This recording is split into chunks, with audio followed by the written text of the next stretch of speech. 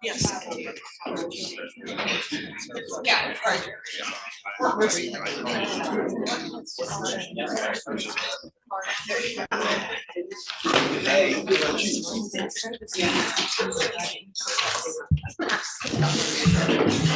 All right. Come on. Hey, I don't think my mic's working, but good morning. It's so good to see everyone. I understand that spring is a busy time at your courts and organizations. I know with the legislature in session, you all have additional administrative work that you are having to perform to prepare for those legislative hearings and to testify as resources on lots of legislation. So thank you for taking your time out today to be here and welcome. Before we begin, I wanted to acknowledge the Texas Court of Criminal Appeals has named a new deputy liaison to the commission, and that's Judge Gina Parker. And welcome, we're so glad you're here.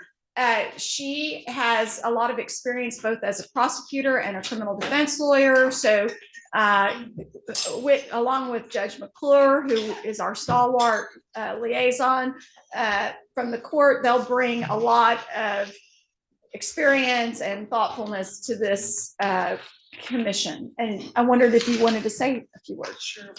Thank you, Justice Bland. It's a pleasure to be here today and to serve with you. And my background as a criminal defense attorney and also as a prosecutor has allowed me to see the challenges that we have with substance abuse and also with mental illness. I actually started my career doing mental illness proceedings. And then this is off my comments, but I started a dental manufacturing company to help give criminal defendants a second chance because I saw such a need to be able to lower the recidivism rate in our community. And so I have a real interest in this, and I'm really looking forward to serving with you and learning and growing and gaining from your knowledge and your expertise. So thank you for including me. All right, today on the schedule, we'll have obviously a legislative update from our Vice Chair, Judge Bill Boyce, and Professor Brian Shannon. We will have an update from Megan Lavoie, or her designate. I was over at a House hearing this morning and she was there. So unless she turns into Hermione Granger with a time turner, I'm thinking we're going to hear from someone that's not Megan. And then our presentation, our substantive presentation this afternoon will be from Mr. Brian East, who's with Disability Rights. And he is going to give a presentation that I think we'll all find informative. This July is the 35th anniversary of the Americans with Disabilities Act. So, and at the summit, I know we all saw a very fabulous presentation, keynote speech from, the legal counsel in the case of the men in Iowa that started in Texas. And so, it makes you mindful that these issues are still very relevant today. Okay, so I think I turn it over now to my cohort on the Court of Criminal Appeals, Judge Jesse McClure, who I said earlier today, because he said he's overscheduled this week. He's in about 5 cities. And I said, well, that's you every week. I said, but you're one of these people that when you are walking up. People are glad to see you. So. You were too kind, Justice Bland. So for those of you who are new, I'm Jesse McClure. I'm on the Court of Criminal Appeals. When I got on the court in 2021, I was made the deputy liaison, and then now I'm the co-chair with Justice Bland. I was a district court judge before I got on the court I call it my judicial internship. I was on for 13 months, and still I wake up in the morning and can't believe I'm still here, but here I am. All right, so just a couple of housekeeping things. You should have a notebook in front of you. And if you're following along at home, or if you don't have the note, if you'd rather do it electronically, you can go to the website under conferences and meetings. So the agenda for today is on tab 1. Behind tab 2, you'll find the members of the JCMH, including the executive committees, commissioners, and the collaborative council. If you are interested or want to review what we did last time, those meeting minutes are on tab 3. If you see anything that needs to be corrected, please ask Michael Garcia, who spends a lot of time putting that together, and he wants them to be as accurate as possible. So if there's something that's wrong or needs to be added, please feel free to reach out to him. Tab 5 has the budget, and Patrick is here today to talk about the budget.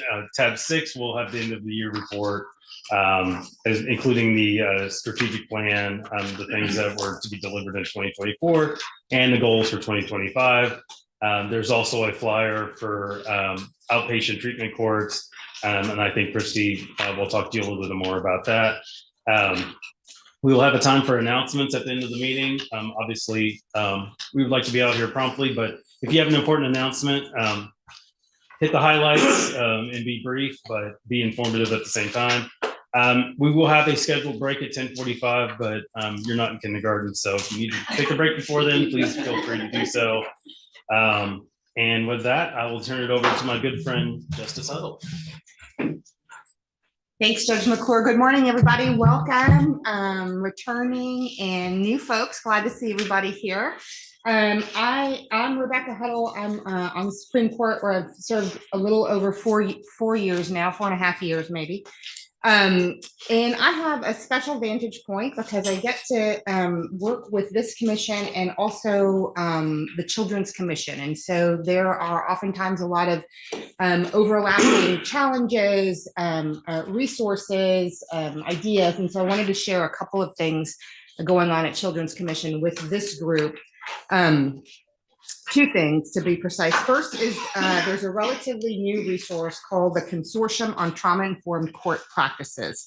And this happens twice a month. It's a statewide resource for judges handling child welfare cases to learn and share and get ideas and tips on trauma-informed responses from courts. The second thing is special for May, which is Mental Health Awareness Month, and there will be a webinar put on with practice tips for lawyers and judges working with parents and children on mental health issues or IDD in child welfare cases. So both of those would be available to anyone interested. If you want more information on how to access them, let me know, or you can reach out to Jamie Bernstein, the Executive Director of the Children's Commission, or you can go to the website, which is texaschildrenscommission.gov, all spelled out. So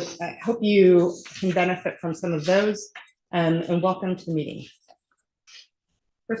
Thank you, Justice Huddle. Well, good morning, everyone. It's so wonderful to see all of you. I look around the table and know that each of you have already contributed in so many ways to what we're doing here. And you are the backbone of what we do. So thank you. I want to give all the commissioners just a little bit of a notice. Sometimes I send you the email before, and I don't think I did, that the discussion point, when you all get your moment with the microphone, is to think about either an emerging issue, or it could be a continuing issue, but just something, or even something positive, a model that you like, but something that you think we should have further discussion, training, education on. We are right now developing all the speakers for the summit. As you know, at these meetings, we have speakers. At our collaborative council, we have speakers. So A big part of our mission is the education, and we want to hear from you in the field, what you're seeing and what needs more focus. So just a heads up on that. I want to tell you about our court liaison pilot program. We started this years ago in 2018 with HHSC, and we talked about how could we wisely spend some funds that we had not used because of COVID. And so we looked at what communities needed. And what we were seeing is that counties were developing something like this position in their own ways, but could use some support. So it's been called a community diversion coordinator. We ultimately landed on a court liaison, but this was a pilot program where we supported ultimately 3 counties in a position that funded fully for the first 2 years a role within the county, and then it was a step down for the salary. So that has been going on in Grayson, Denton, and Smith counties. So for this legislative session, JCMH had an exceptional item to expand that program to 5 more counties. And I believe currently it's in the Senate's budget and not in the House's budget. So we are still waiting to see if that's something that will be funded. But if so, we will let you know and look forward to updating on that.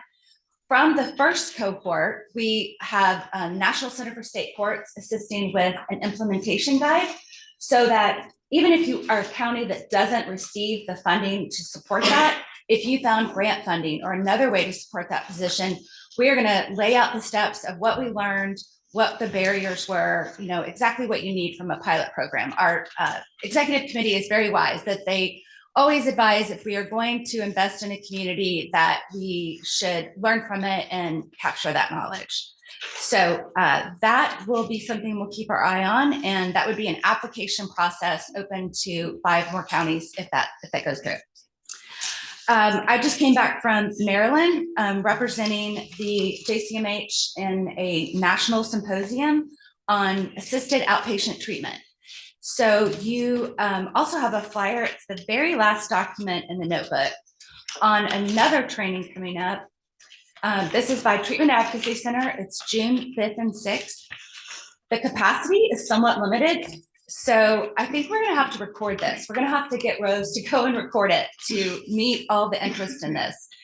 But if you're not familiar, Assisted Outpatient Treatment Court is a program that is run through the judge with probate jurisdiction. And so it is run through the civil commitment laws.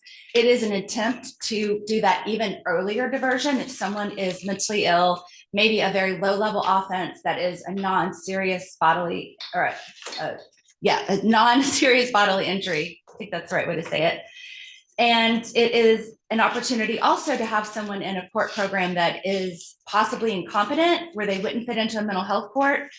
And I know that our own Judge Brown is trying out wearing both hats because she has general jurisdiction. So she is trying out, she already has a mental health court started, and now she is opening an assisted outpatient treatment court and able to look at both of those programs to see if one or the other is a better fit for a certain defendant or someone in the community that may need that assistance from a judge. This is what Eric Smith has talked about before, that he's spoken at our summit. Judge Han? The AOP courts, that have to be a judge of court of record, or can the county judge with probate jurisdiction preside over that court? Do you know? I think it's the judge of probate jurisdiction. Okay. Yeah, I'm getting nods. Yes, I think so. But that'll open some options, maybe. yes, we have very few of them right now. We have actually an AOT Texas Coalition that is meeting April 15th and August 15th virtually at noon. JCMH just helps support that administratively. So if you're interested, several of the communities that already have these courts come on, and then sometimes communities are just interested, want to learn more about it. So that is an option as well. And then let's see, our last announcement, we have some staff announcements. It is Kama Harris's birthday tomorrow. So please tell her happy birthday.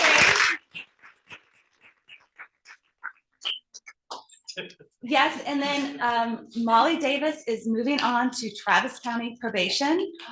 She is going to the, I know, it's a great loss for us. Where is Molly?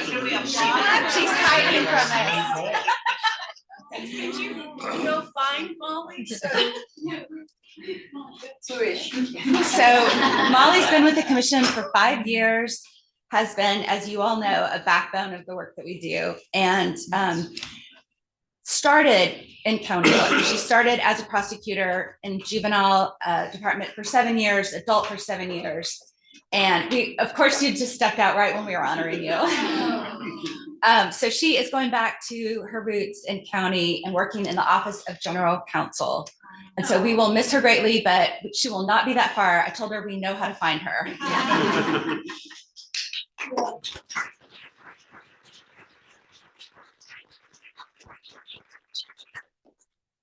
Okay, so that's all from me. I will pass it to Patrick for a budget update.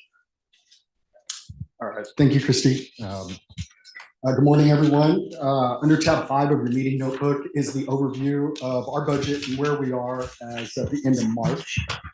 At the end of March, we're 60% through our fiscal year and have roughly 60% of our budget remaining. If you've taken into consideration the summit, which is the commission's largest single line item, not taking place until later in the fiscal year, we're right on track as expected with our expenditures. And then speaking of the summit, at a prior meeting, I told you all that I would update you on where we ended fiscal year 2024 once those summit expenditures were finalized. So we ended 2024 with just over 5K in unexpended funds. Those funds will be moved forward to the current fiscal year and will be represented on that final line of the budget on tab 5 under unobligated funds at the next meeting, unless they are allocated to a new or existing project.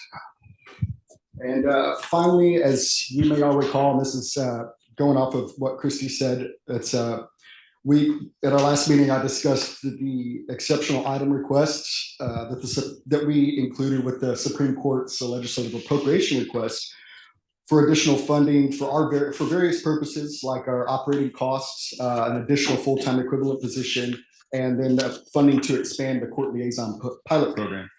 The Senate version of HB1 included full funding for all the JCMH requests. However, as Christy mentioned, the House only included funding for the operating cost increase, meaning that currently this is the only item that's going to be funded thus far. The other items will now go to the conference committee, and we'll know more when we meet next time. So with that, I'm going to turn it over to Justice Boyce and Professor Shannon to give an update on legislative session. Just before we go, does anybody have any questions? Okay, great. Justice Boyce. Thank you, and good morning. A very brief recap. You will recall that the commission proposed 13 pieces of legislation or legislative amendments which were recommended to the Texas Judicial Council. The Texas Judicial Council approved those. They have been put in the form of proposed legislation, and we are now in the middle of the session where things happen. And I'll turn it over to Professor Shannon. Thanks, Justice Boyce. And my report will be somewhat brief too, because not a lot so far has happened. The good news is our concepts have sponsors. They were introduced. Senate Bill 1164 and Senate Bill 2213 were both filed by Senator Zaffarini. They've been referred to the Senate Committee on Criminal Justice. Senate Bill 1164 is the one that has, I guess, that was proposals A through D that are more civil in nature, emergency detention, officers' responsibilities. For example, when they're taking somebody to the facility and being able to move on about and doing what we want law enforcement to do. A venue piece was part of that. Senate Bill 2213 has our criminal related provisions, some relating to AOT courts, some relating to filling in some gaps on 46B 084, creating a mechanism for some step down if we have a long-term commitment with somebody with IDD. The companion bills in the House have both been filed by our member, Representative Joe Moody. Their House Bill 5463, the civil, and House Bill 5465. Now, one note on process, our concepts got approved by the Judicial Council, as Justice Boyce noted. They then go to Legislative Council. Legislative Council does drafting and takes our language and puts it into a different form. And through our Megan Lavoie and her office, we got copies of those, but fairly late, and we did reviews and identified some places where there were some errors or omissions or changes of the language that I think were not our intentions. And so on those, we tended to try and pull in subject matter experts from the Legislative Committee and from this body to help us get the drafting in shape so that when there is a Senate hearing or House hearing, a substitute would be ready to go. So those are in process. A couple of other bills have pieces of our concept. Senate Bill 643 by Senator Johnson and House Bill 3163 by Representative Leach match our proposal for clarification of venue for court-ordered mental health services. It's the same language that we had included. The House bill has been voted favorably out of the House Judiciary and Civil Justice Committee, Civil Jurisprudence Committee. The Senate bill has been referred to Criminal Justice. House Bill 1583 has similar changes to our peace officers notification of emergency detention form language, and it's been voted favorably as substituted from the Homeland Public Safety and Veterans Committee. So that's kind of a look at where things are now. Hopefully there'll be hearings set and committee substitutes ready to go when those hearings, and some of you might get asked who are closer to Austin perhaps to show up or testify on those, looking at Justice Bland and some of our leadership in that regard. The last thing's a little embarrassing for me because it's about my own book that you've got on the table, but Christy's team wrote the script for me, so I'll read it. I had the chance to work with a colleague, the late Professor Dan Benson, years ago, now over 30 years ago, to write the first edition of Texas Criminal Procedure and Offender with Mental Illness that was published in '94. And Professor Benson has since passed away, but he and I both had brothers with mental illness, and so it was perhaps family driven. NAMI Texas obtained a grant from the Texas Bar Foundation for that, and has subsequently sponsored and pursued successful grants from the Texas Bar Foundation up to and through the 2024 edition, which I think you've got copies of now.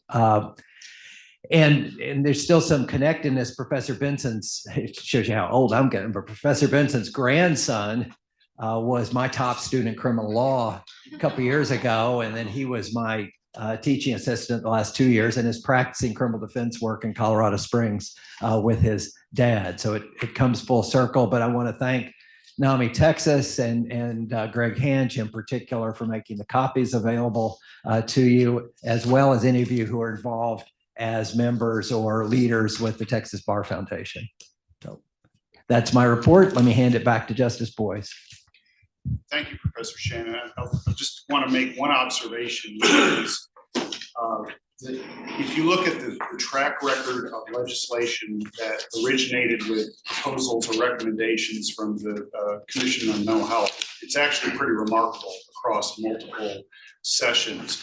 I think everybody in the room has an appreciation that the legislative process is arduous. And it's a credit to the stature of the courts. It's a credit to the stature of subject matter experts like Professor Shannon, that the commission really does have an impressive track record of seeing proposals that get enacted. And that was part of the conception of the commission, to not be just a temporary body, but a body that is looking at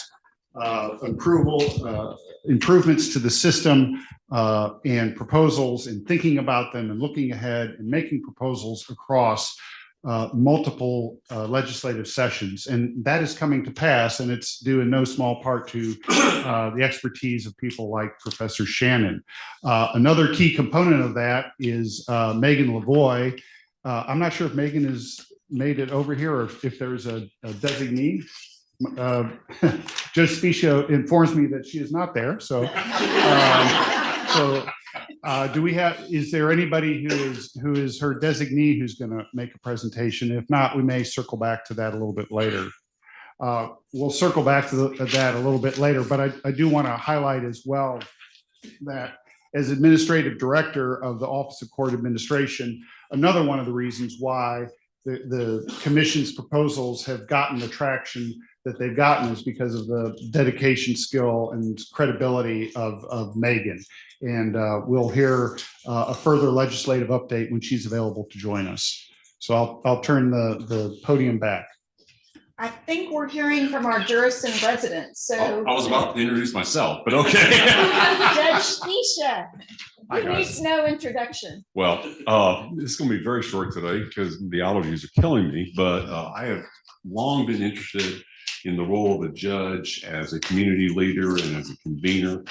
And we've been discussing this topic, and it's of special interest to me, and of special interest in relation to specialty treatment courts. So I am working with staff to develop a project with JCMH to explore these issues and perhaps do a video for judges about being a leader, being a convener, and how you make sure that you comply with the Code of Judicial Ethics while doing so.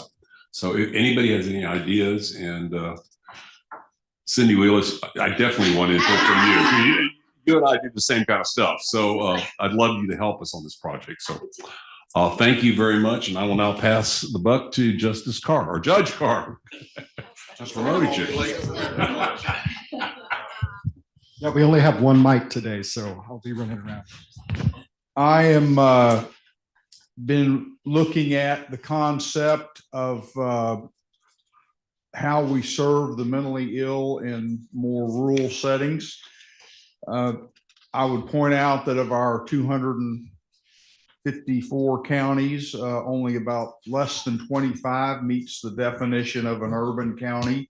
So by far and away, the largest part of our land mass is suburban to rural. And I'm looking at putting together a discussion group. Obviously, we're not going to get anything to the legislature this year, but you know, you got to start somewhere sometime. I've had about 4 people step forward to say that they're interested in joining this effort. I certainly need representation in the rural community. So if that fits your bailiwick, then I would love for you to come up to me at one of our breaks or at lunch or whenever, and we can discuss your possible participation in this effort. I'll certainly need some help from our good friends at the HHC, because you know, you have such coverage around the state, and I'll be contacting those relevant people. But we're looking at access to professionals, telemedicine, transportation issues, resource development. So this could be an area where we could show some real leadership. And in closing, I note that me and Kame are scheduled to present at the same TAPS conference coming up, and you're going down because we're presenting at the same time. You're going down, but anytime I'll turn it over to Molly.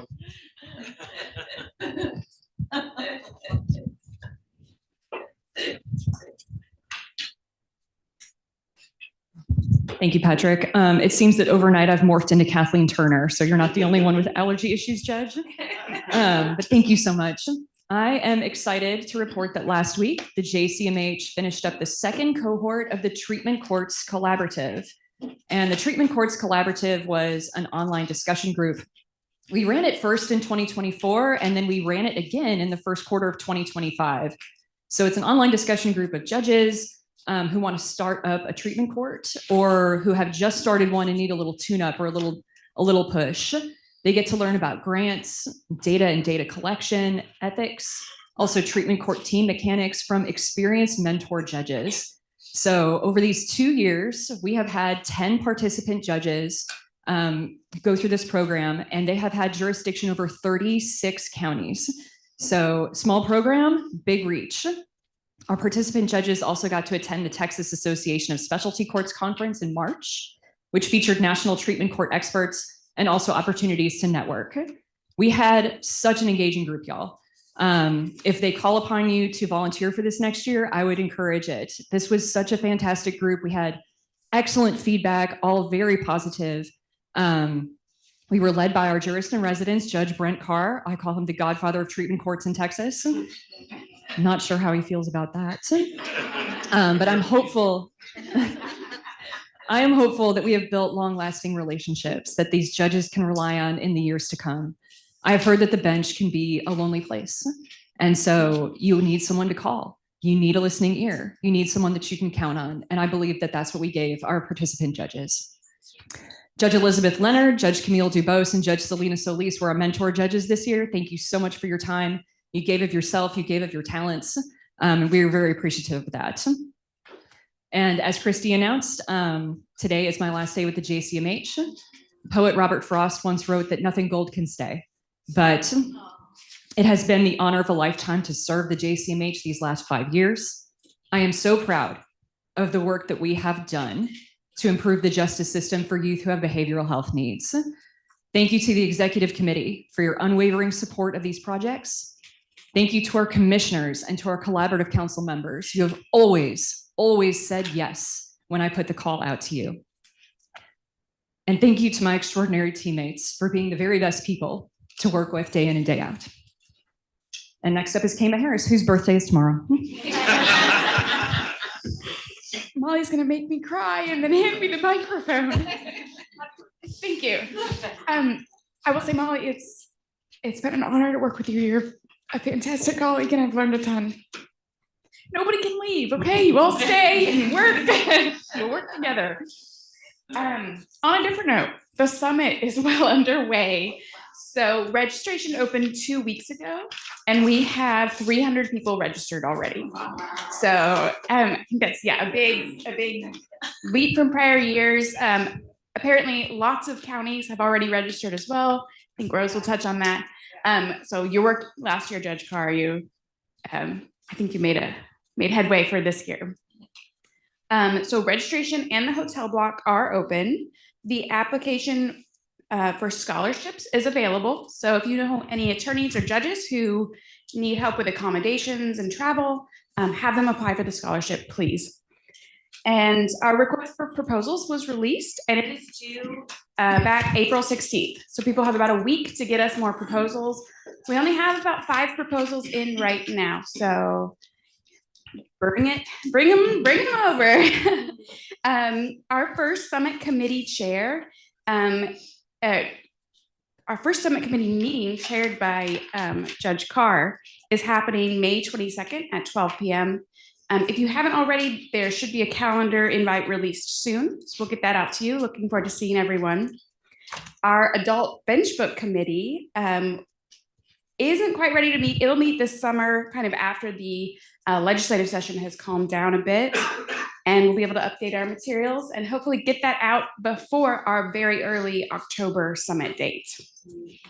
So if you would like to join any committee, as always, please come see me or send me an email and we'll get you going on that. Thank you so much. And here's Andy.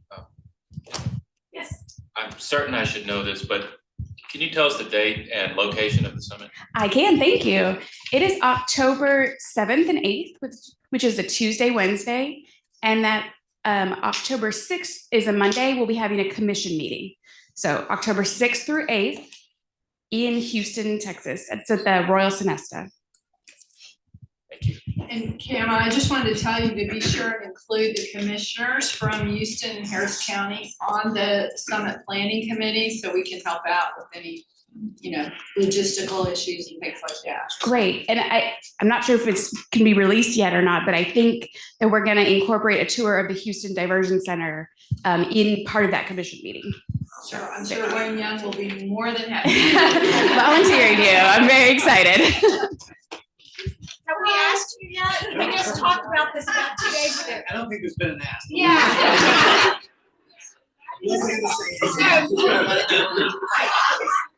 to put you on the spot or not. Yeah.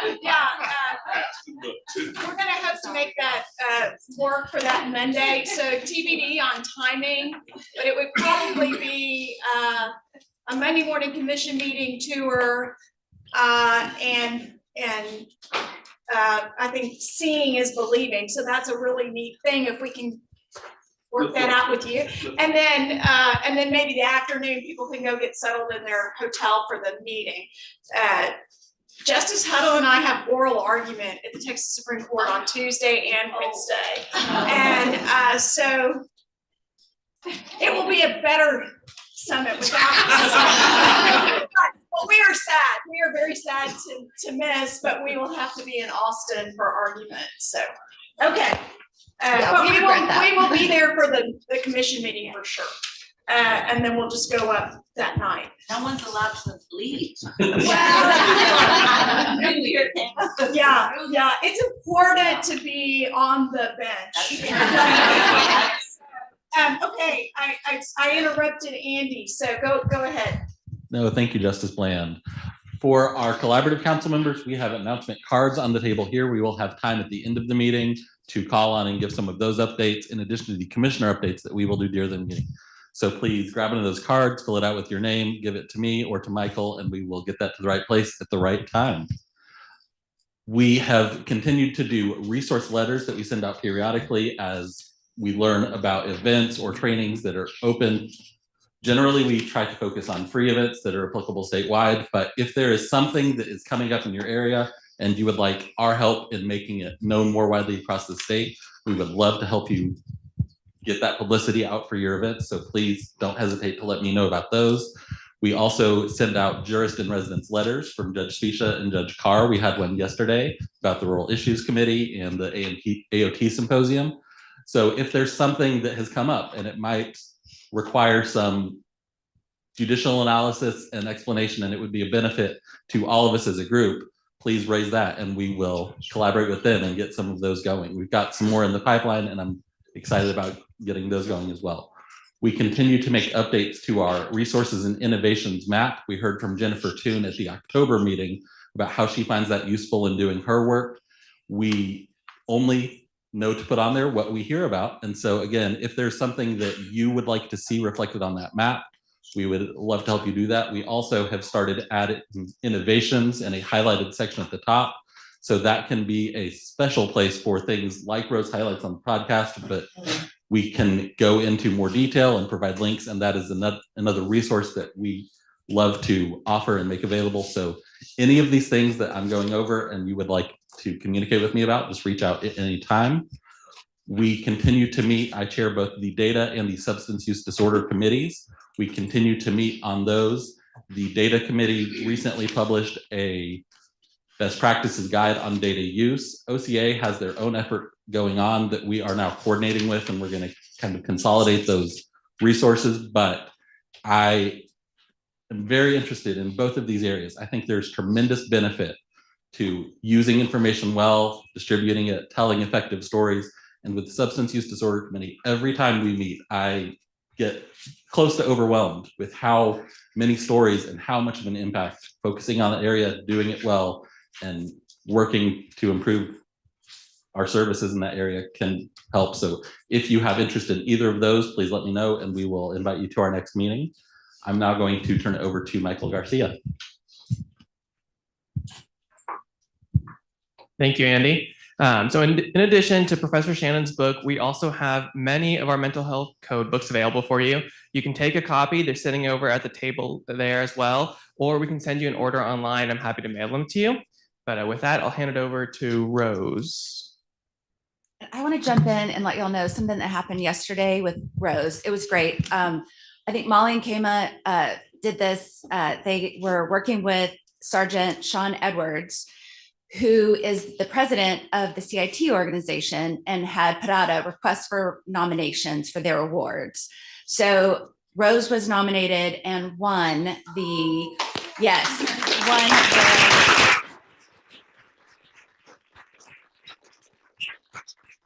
their excellence award. And we were very sneaky. We did not tell her. We told her Sean was getting an award, which is very confusing to her. It just happened yesterday at a luncheon. And the great part is we also tricked her into making a video about the podcast so that it could be shown at the CIT conference yesterday. It's just really quick, but are you gonna play that? Yeah. She was very confused. She kept trying to take the pictures. And we said, no, you're in the photo this time. I was so honored, and I appreciate y'all so much I was so surprised. I've never been more surprised. And I still thought Sergeant Edwards was getting an award after I got the award, and he was the one presenting them, so I was very close, but it was very lovely, and you so much appreciate it. So to give an update on the summit county numbers, I had to go check. We have 120 out of 254. And it's been open for less than 2 weeks. So that's awesome. I'm so excited about this year. And I think the registration numbers, I went back and also just looked at what the first week did in the past 2 years. And we didn't break 150. And we're, again, less than 2 weeks in, we have 300 people. So it's awesome. I'm very excited. Okay. So this month, we're celebrating 2 years of the Reimagining Justice podcast. And this week, we will release our 24th episode. So 1 a month for 2 years. Thank you all who have listened and shared your ideas. I know we have had a lot of commissioners and collaborative council members on episodes, so thank you so much. To date, the podcast has been streamed 1,471 times, and our top three episodes are the multi-system therapy with Bailey Hagler, the community-based mental health director for Star Care Lubbock. Our very first episode, which was the Whole Person Project with Kirk Noaker, who is the senior specialist of mental health and criminal justice at the ARC of Texas, and pretrial intervention with Lee Pearson, JCMH commissioner, and the Dallas County District Attorney's Office mental health division chief. So those are all available now. You can go listen to them. They're on our website. And because we can't have a commission meeting without a video, we made a video about the podcast, and it's 2 years. So just share. Well, and today is our 7th anniversary as a commission. Oh, wow. We didn't even. First meeting in April of 2018, I believe. Thank you, Leslie. Yeah, thank you for that. I didn't know the date. Okay, I think this should.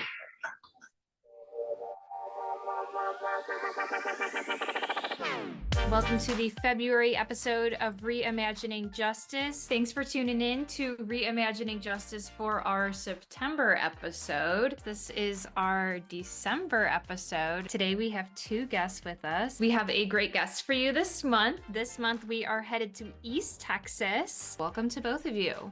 Thank you. This April, we are celebrating 2 years of the Reimagining Justice podcast. It explores the innovative ideas that aim to improve the lives of those at the intersection of mental health and justice in Texas. We've released 24 episodes highlighting programs and the people behind them in more than 20 unique Texas counties, as well as state and nationwide initiatives. The idea for the podcast came from our social media analytics. Every month, I track the data to see what our audience is responding. I know. News articles about different programs throughout the state. For example, a police department that recently started a mental health unit, or news about the contract renewal of a program that aims to intervene early in kids' lives so that they don't end up entering the justice system. Reactions were all very positive. People would comment things like, "I wish my county had that." So we decided to expand on these ideas so others can replicate the programs and bring them into their own counties. Instead of a short news article, we get into the specifics of a program, how it started, how it's going, how other counties can replicate it, and most importantly, why it's worth the work. Our guests have all been happy to share their knowledge by giving advice and anecdotes about the program.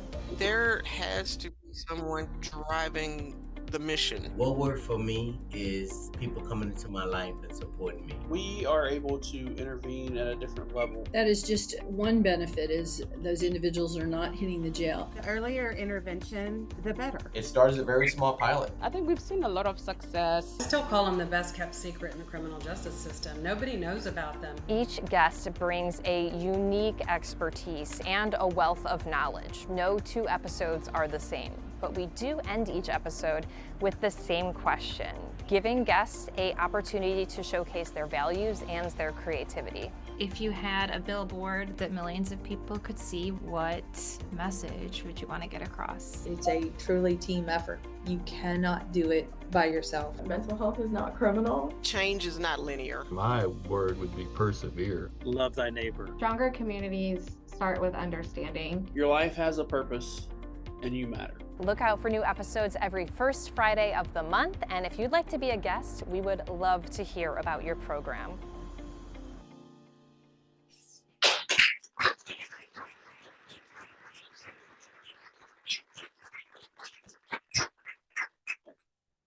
So as mentioned, we would love to hear your ideas. A lot of y'all have shared them with me. I do have them written down in a document. So feel free to email me and remind me, say, hey, remember this, and we'll get you on the schedule. And also, yes, it's the first Friday of every month, except for this month. We recorded late, so it'll be this Friday, the second Friday. Yeah, so I will send it back to Judge McClure. Before we do that, first of all, in addition to being an excellent communications manager, many of you know that Rose was a television news reporter. So these podcasts have the benefit of her beautiful voice and her professionalism in interviewing people. And so they really are a very polished product. Thanks to Rose and her work on that.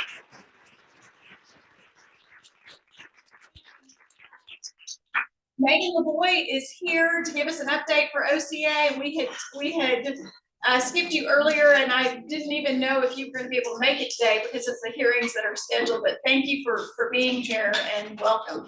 Thanks for having me. Thanks for having me, Justice Bland and commissioners. Yes, we have several hearings going on. It's a big, busy time during session that several of you were actually in the hearing that I was in earlier. So some of you testifying as well, Judge Phillips. I have just a brief OCA update, and then I'll go over a couple of the Judicial Council initiatives too. I think I've talked previously about eCourt Date, which is our text reminder program. It was a legislative initiative that we implemented. We signed the contract last summer and started implementing it this fall. We have 2 counties on board so far, Tarrant and Cameron counties. They've sent a total of 1.5 million text messages since October of last year, just those 2 counties. And Cameron just recently came on, so a big bulk of that was Tarrant County. We have 40 counties that are waiting to come onto the system, and 155 between those 40 counties, 155 different jurisdictions. And so it is free to counties to use the eCourt Date and the text reminder system. Some of the delays that we're seeing is the ability to have the text reminder program implement with case management system. So that takes just a little bit of time. And so that's something that we're working on with all of the major case management systems so that that process can be seamless. So we're hoping to have, next time I talk to you, hoping to have a big bulk of those 40 counties onboarded and more stats there.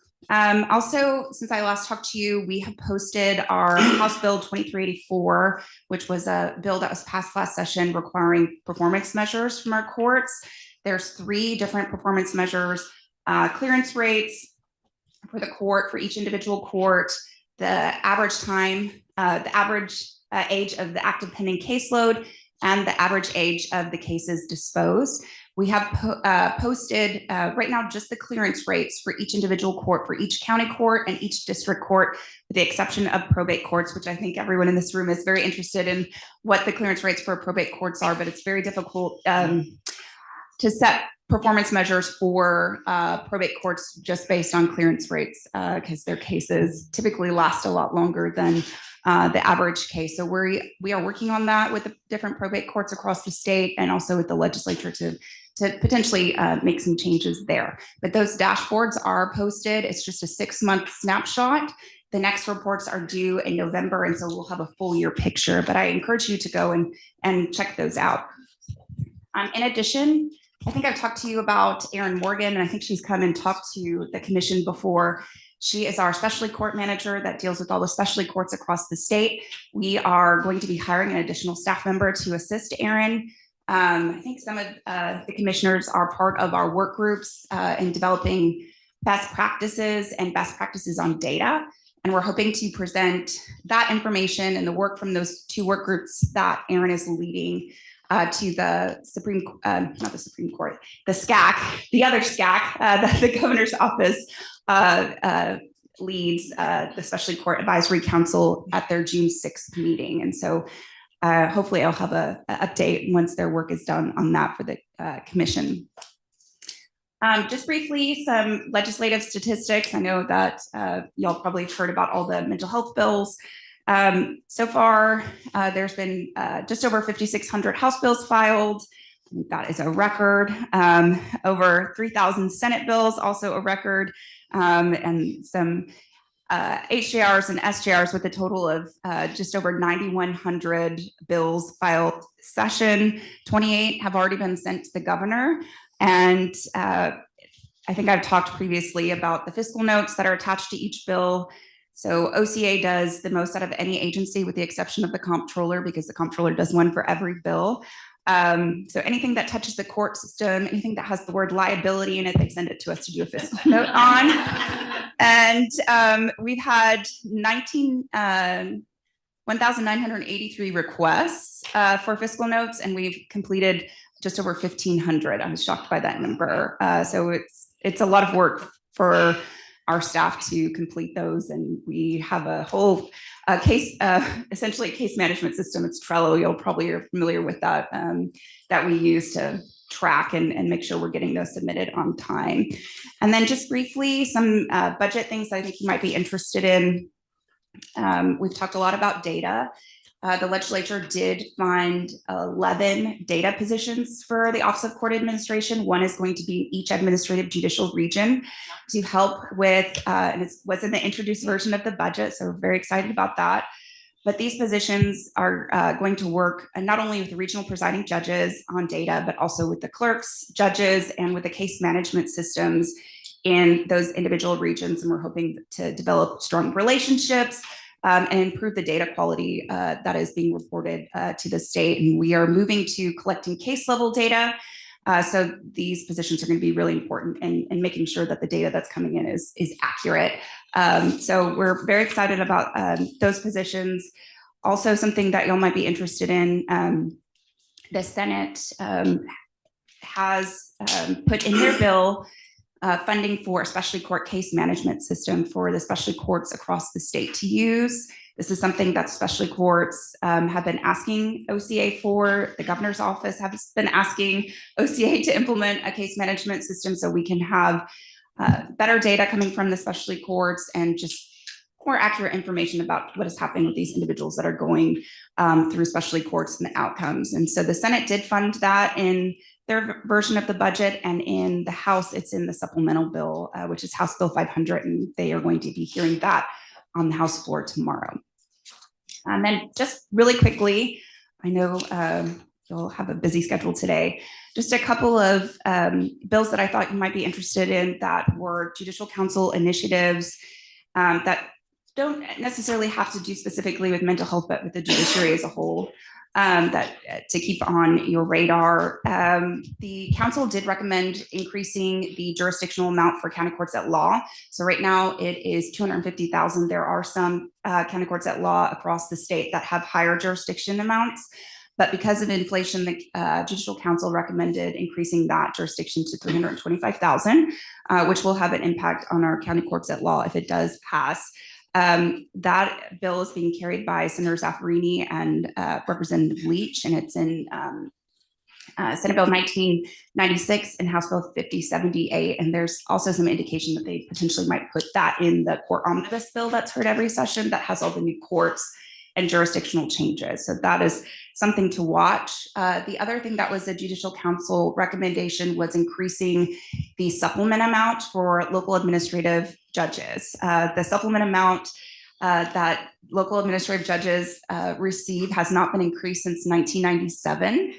And the work that is put on the local administrative judges is significant, especially since throughout COVID and since then, just additional duties every session. And so there are actually three bills moving, Senate Bill 2070, House Bill 5128, and then a bill that was heard today in House Judiciary, House Bill 1761, and then Senator Huffman also is carrying that Senate Bill 293. And those bills also do provide a increase in the supplement for chief justices of our appellate courts and our high courts as well, because those have not been increased since 1997 either. So those are making their way through. And then also there's been a big focus from the Judicial Council on security. So there's a couple of judicial security bills.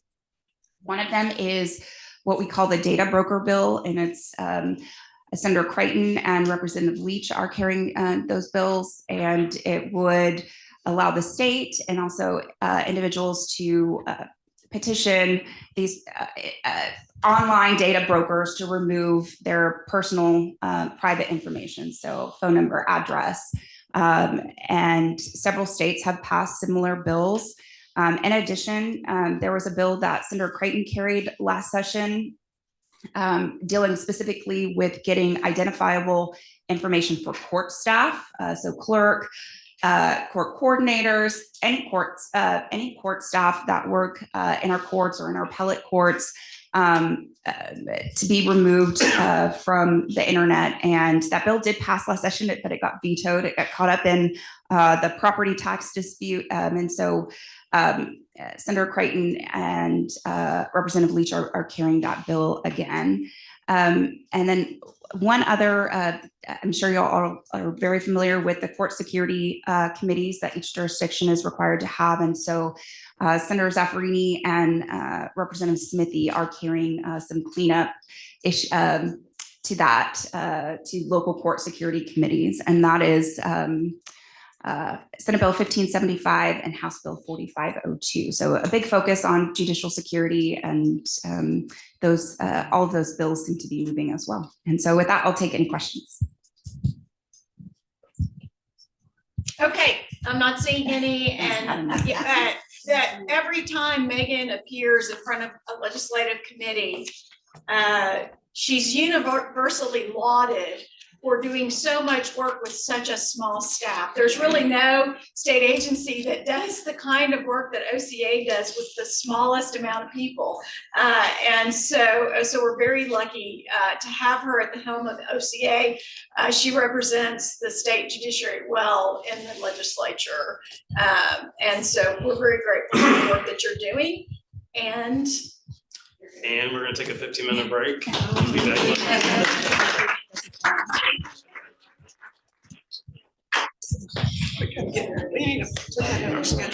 Yes, seriously.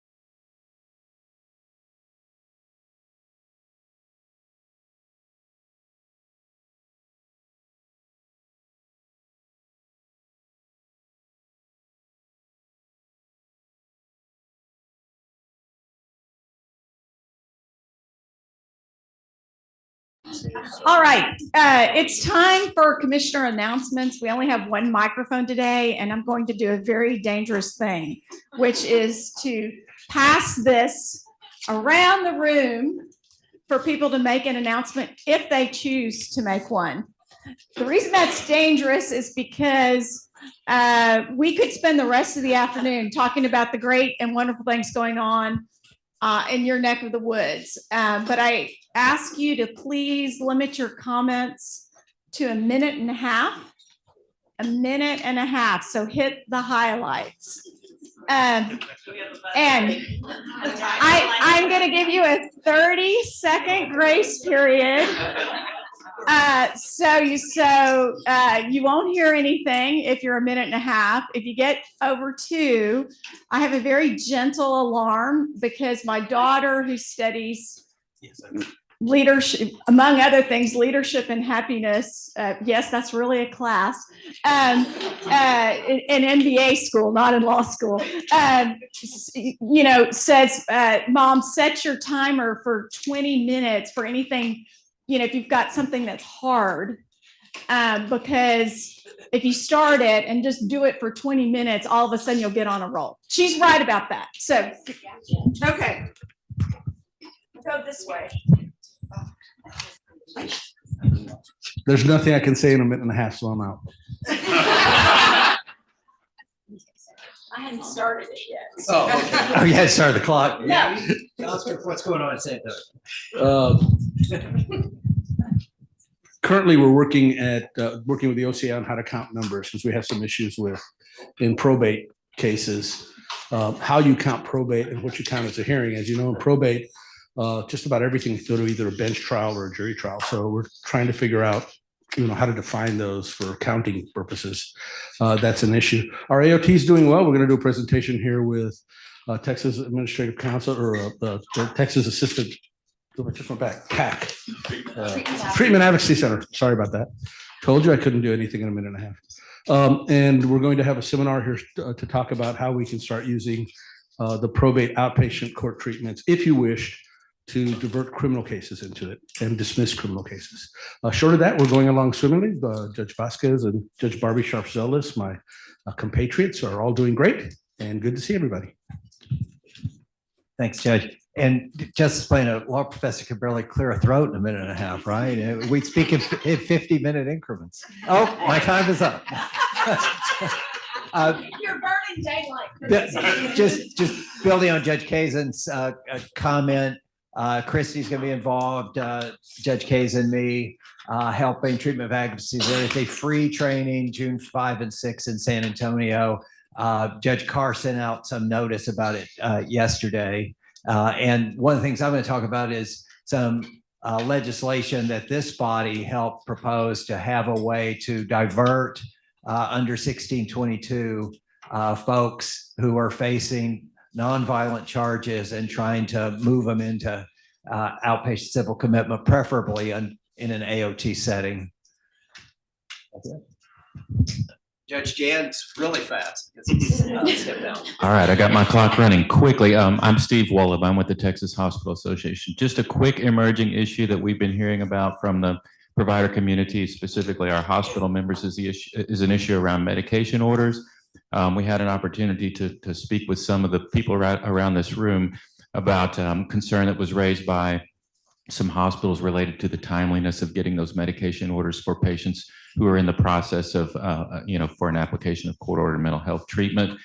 You have potentially an OPC and then a commitment hearing, and those can be sort of sped along both under the current statutory language as well as by agreement with the patient and their attorney. But we do have situations that have come to us where people are still sort of languishing, not weeks, but maybe weeks in an outside case, but potentially days, needing psychoactive medications, not giving the consent for that, and a recognition, I think, on the provider side that those medications really can be helpful to get those patients on a therapeutic regimen, can decrease the time that they're in the facility.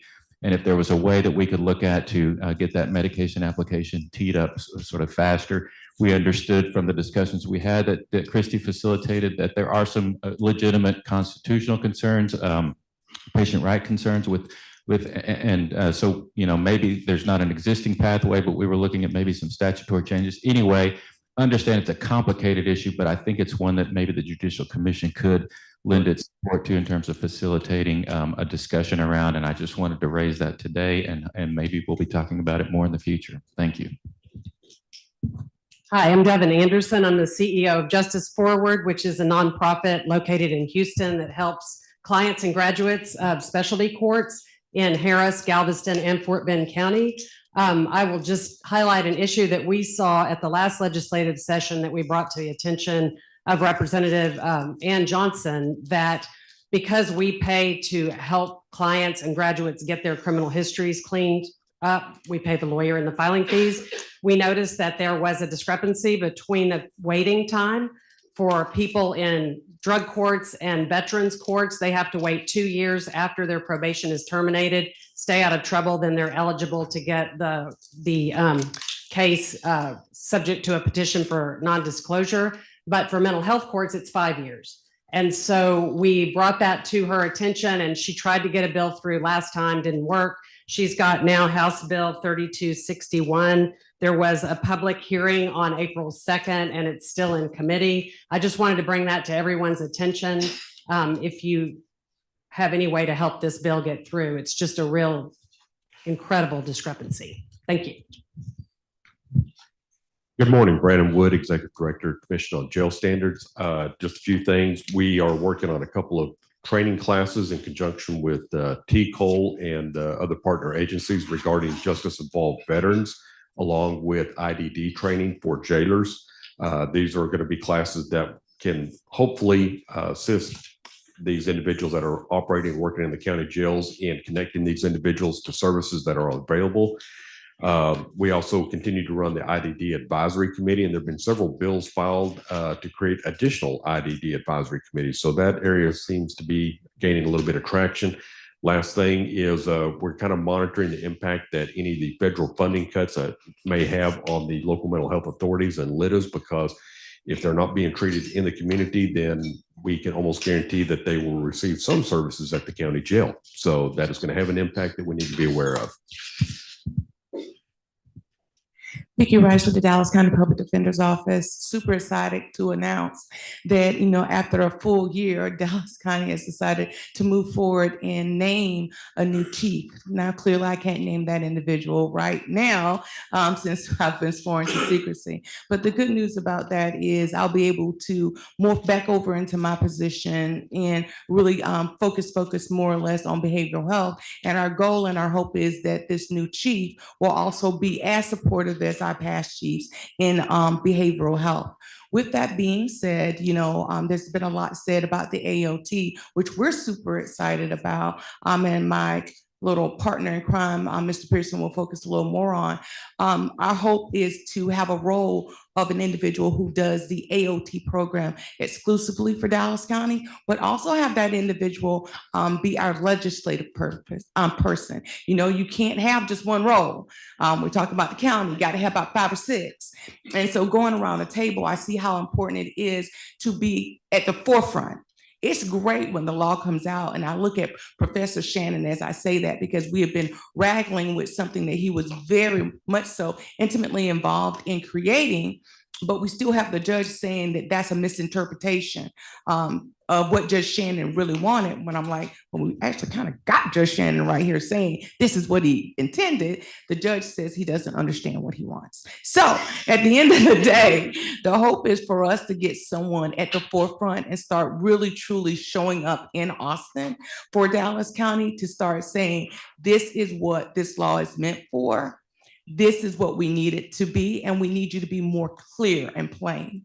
Our mental health authority is so taken with the fact that with the AOT, that they are actually sponsoring scholarships for a number of us to go to the training. So I'm looking forward to see how that in and of itself basically functions and airs out, because we know that with the AOT program, it's going to provide a number of options, more so than just OCR, JBCR, and clearly something better than ICR.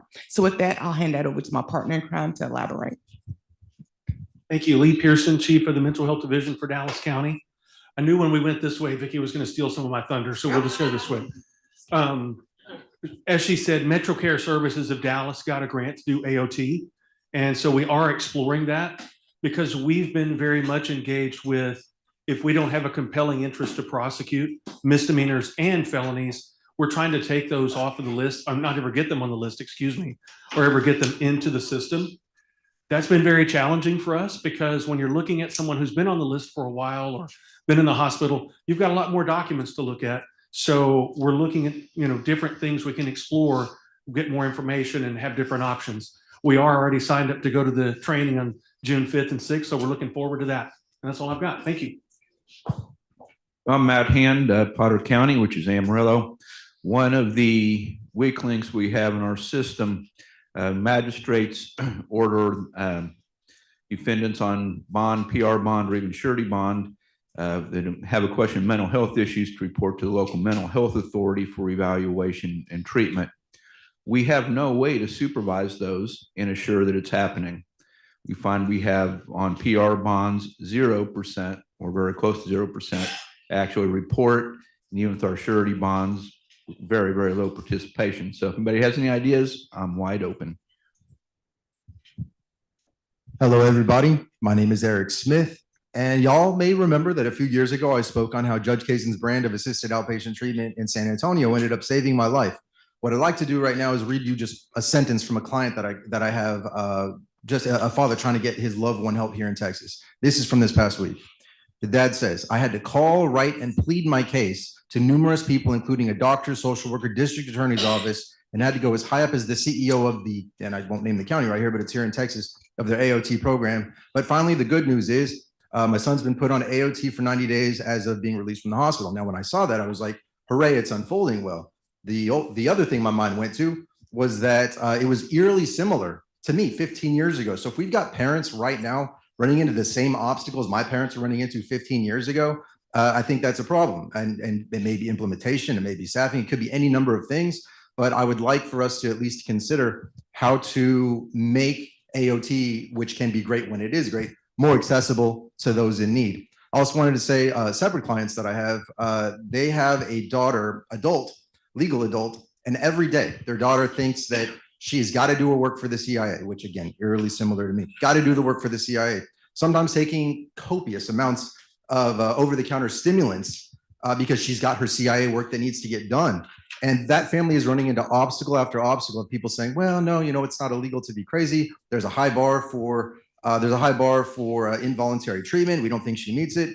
And I'm here just anecdotally saying that for me, each psychotic episode that I had was harder and harder to bring me out of it. So if we're not able to look at the concept of grave disability and be able to interpret it with an understanding that untreated psychosis is actively causing damage in many instances in ways where the individual themselves is not aware that that's happening and so won't want to receive treatment voluntarily, won't go for it voluntarily. I don't think we're doing people justice for waiting until people hit that sweet spot of, oh, good, you committed a crime, but it's too violent, so we can't help you through this. Or, oh, you've not yet committed a crime, so we can't help you. So I'm hoping that although it was not popular in California, only 2 counties as of January 2025 agreed to move forward with the redefining of grave disability to expand it. I'm hopeful that here in Texas, we don't have parents like mine and like my clients running into these same barriers 15 years after I got the life-saving care I got from Judge Kazan. So questions to think about, but I applaud everyone in this room for the wonderful work we're doing.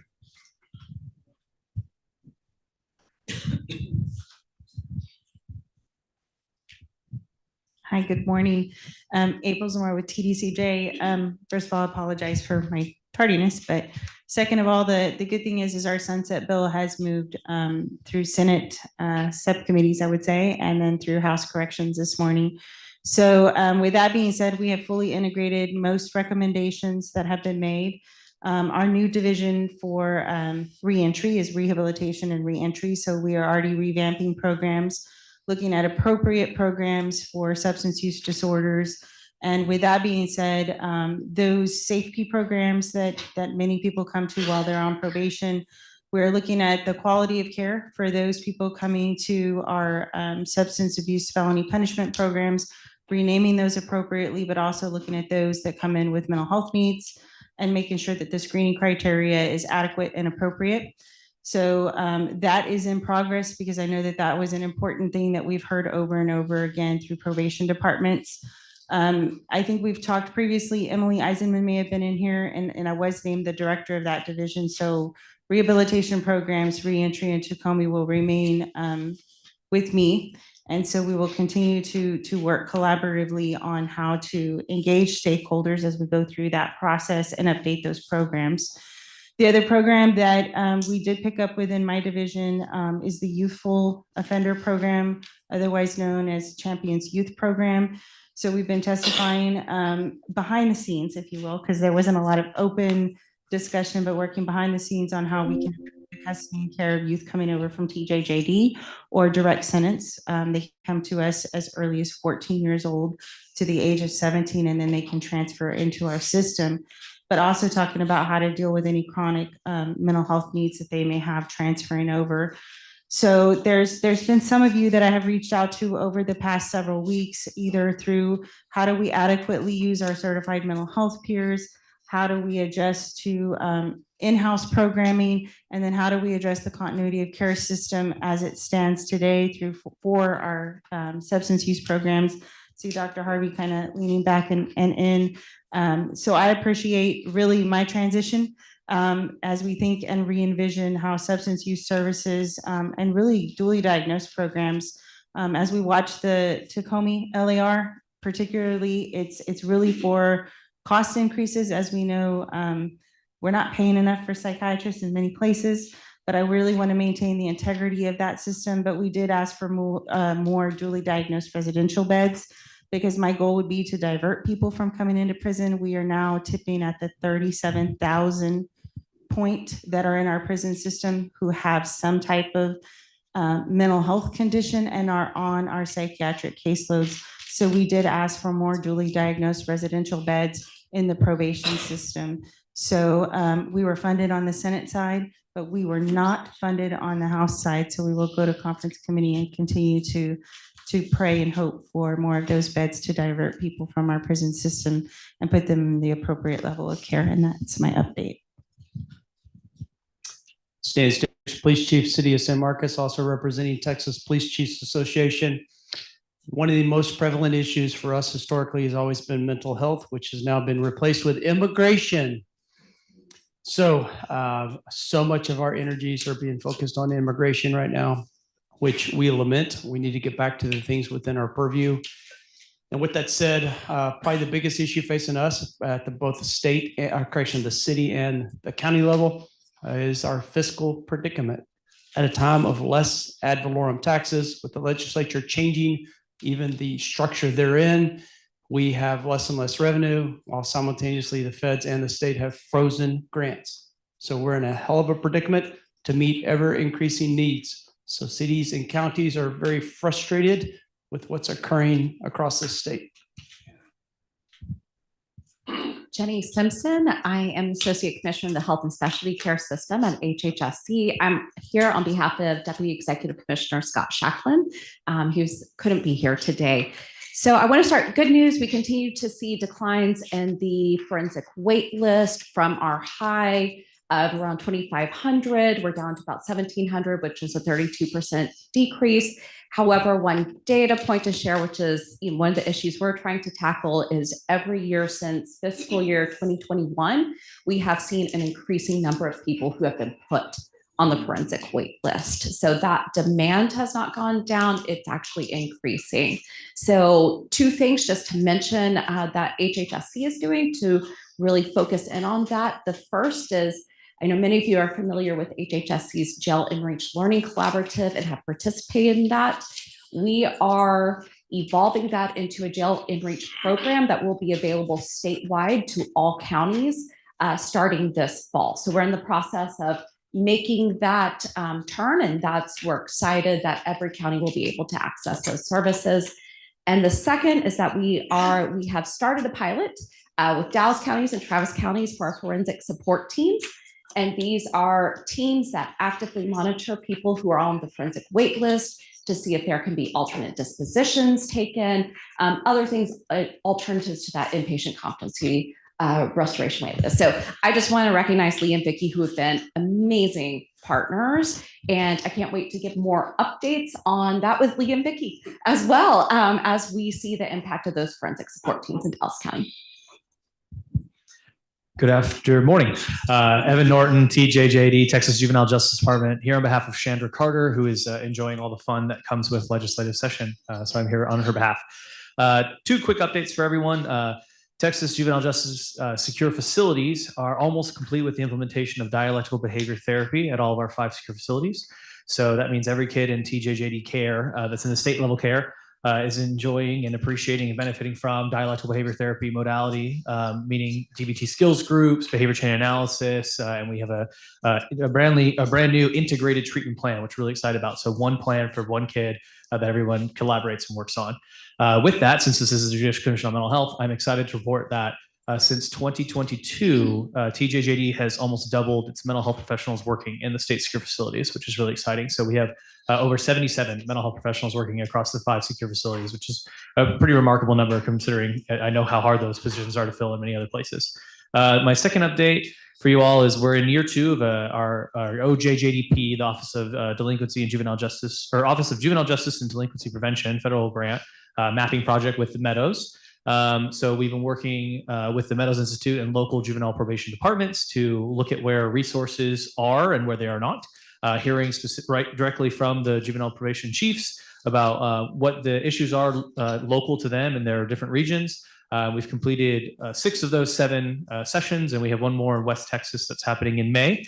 The intent of this project is really to develop, and this will kick off, we're going to be building a 10-year strategic plan, a statewide plan that starts next Wednesday is Juvenile Justice Day at the Capitol. And so we will be kicking off our 10-year strategic plan at that point, and the work that Meadows is doing is going to help sort of build a roadmap for where juvenile justice needs to be in Texas in the next 10 years. And that's an excellent opportunity for me to pass it to my colleague here, Matt Smith, who we shamelessly poached from Williamson County recently, and I'll let him talk a little bit about his role. Thank you, Dr. Norton. Matt Smith here today as the new Director of Statewide Youth Services Continuum at the Texas Juvenile Justice Department. So last week retired as Assistant Chief from Williamson County Juvenile Services. So first off, I just want to thank Judge Matthews and our Chief Scott Matthew for their leadership. I enjoyed a wonderful career there for 23 years.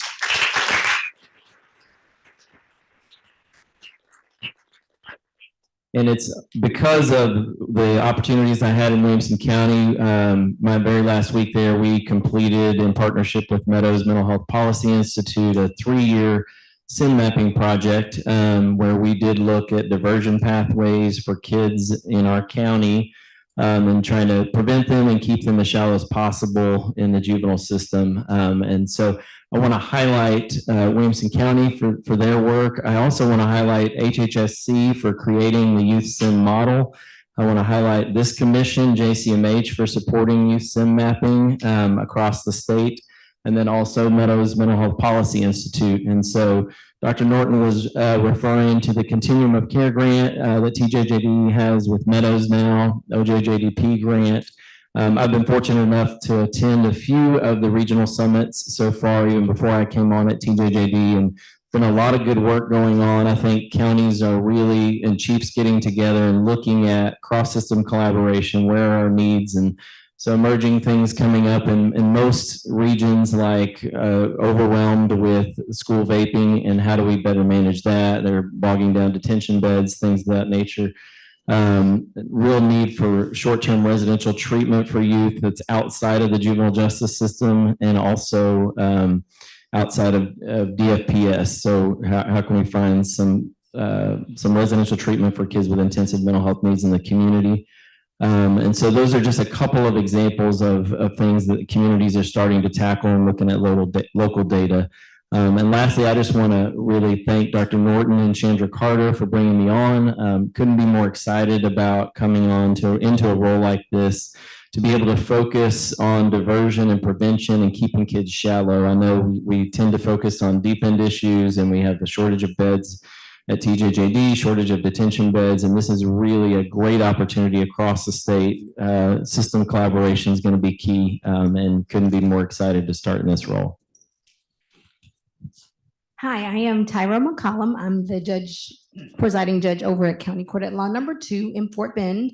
And so one of my hats is the juvenile courts, but we've got some exciting stuff there. I'm going to yield that to Dr. Almeida to share. Instead, I am going to wear my hat as the presiding judge over our Veterans Court for our felony and misdemeanor offenses. Couple of great things I'm super proud of, which is we launched a Veterans Peer Mentor Program. And the point of that is to celebrate and utilize, quite frankly, the expertise that our veterans have gained through their own graduation and matriculation through our Veterans Court program. One of the things we have done that I think is really special for them is that we waited 6 months for after their graduation so that we have made sure that they are in a stabilized place, so that there's not an additional pressure of having to serve as a mentor when they may not feel like they have fully reintegrated themselves into the community. So we're excited that they are at that point ready to accept that role and do so with their own peers. So I'm excited to see what kind of reports I'll have for you next go around. And then the second thing is a collaboration and a kind of an initiative we have with our Fort Bend County Sheriff's Office. And over at the jail, there is a tablet that is used by our folks that are being booked into the jail. And this tablet is all electronic, but there is a digital banner, as you might recall in any of your devices. And the drug court and the Veterans Court has a new goal of using this banner as an opportunity to kind of advertise, if you will, the in-house opportunities that these two treatment courts offer to them. We know and hope that they will certainly have zealous defense lawyers who will advocate for them in these capacities. But we also know that the earlier they're aware of those interventions, the earlier they can become advocates for themselves, and they can ask their lawyers about them so they can get engaged earlier on in the process. So we are super excited that the sheriff has been so eager and willing to participate in that kind of initiative. So again, I'm thrilled to see what kind of great news we're going to have to report on how that has worked out for all of us. Good morning. Victor Villarreal, Judge of Webb County Court at Law 2. The court oversees 2 specialty courts, a DWI specialty court and a juvenile drug rehabilitation program. That juvenile drug rehabilitation court started last year, and it has a mental health component.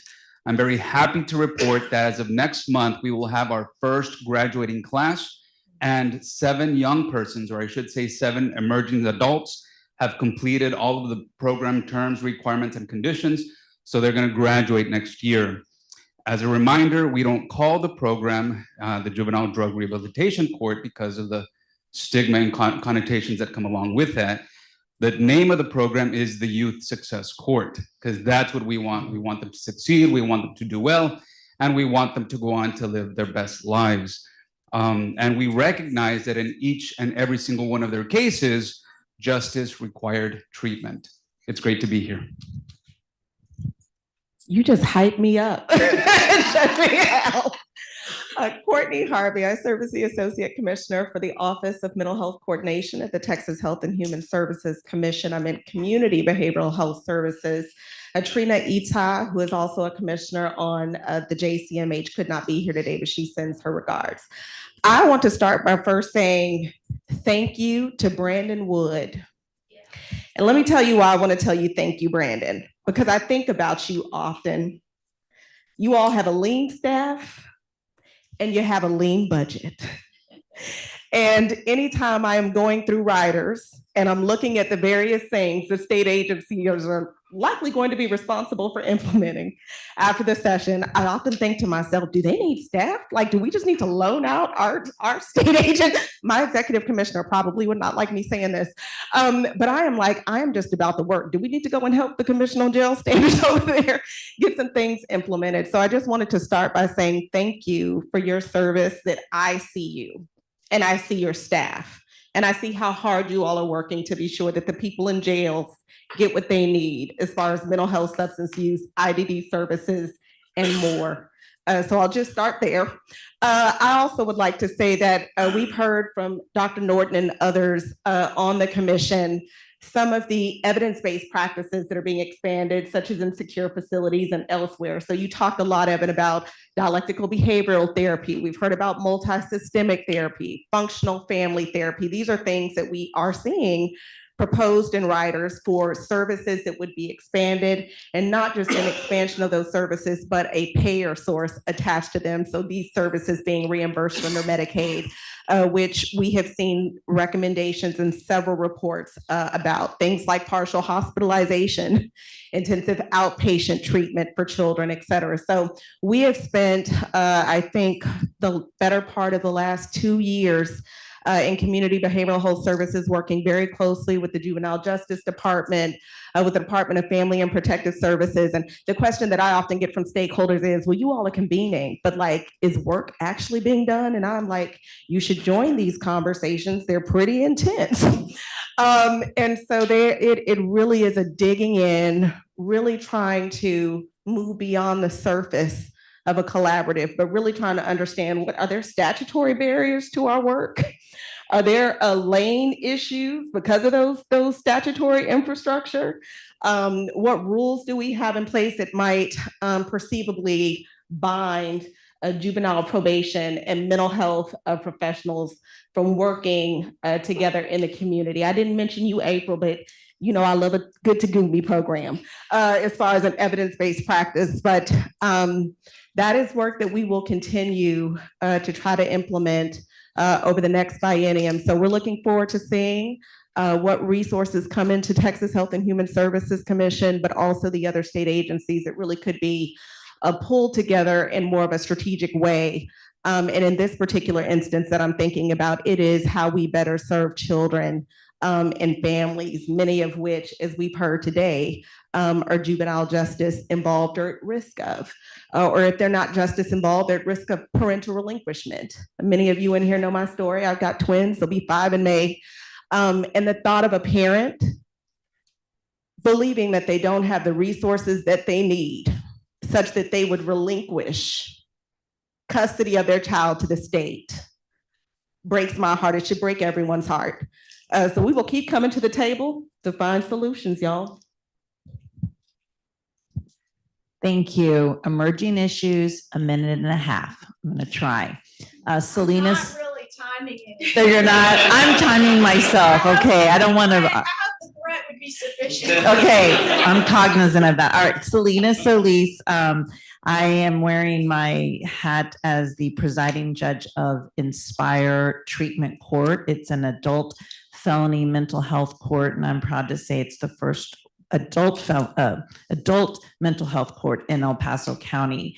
We're going on 2 years, and what I do see, you know, it's still a baby specialty court, and so I'm learning a lot.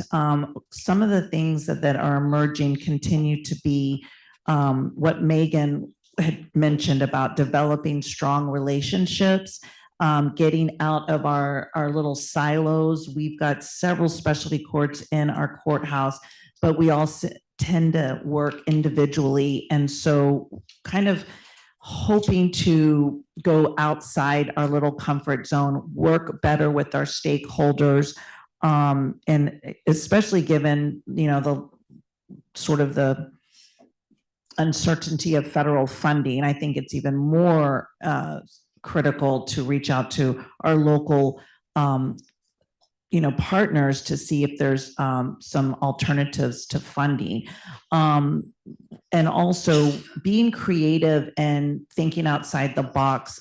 We recently brought in a team of philosophers from UTEP, and they are, instead of having our participants in Inspire go to group therapy, we are bringing in this novel sort of curriculum that it's called Shadows to Light, and it's a weekly group based. It's like therapy, but it's through literature, it's through poetry, it's through different means, so that our participants can understand that their struggles are not out on their own, and how do they apply the literature with making better decisions.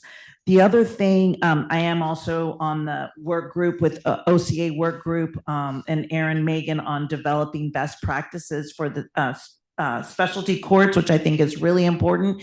It sounds easy, it's actually not, but establishing that continued, collaboration. I'd like some ideas, not now, but later, on how to get our district attorney's office to have 150% buy-in on a mental health specialty court. Again, it's not veterans court, it's not drug court, it's not juvenile court, but it's something, and maybe there's training that there's something out there. I don't have a Lee in my county. I wish I did, but working on that. I'm not giving up hope. And then finally, I'd just like to throw out this crazy notion of having El Paso be a host city for one of the Judicial Commission's mental health summit, and extending our city and county to bring and invite everyone over for one of the mental health court summits.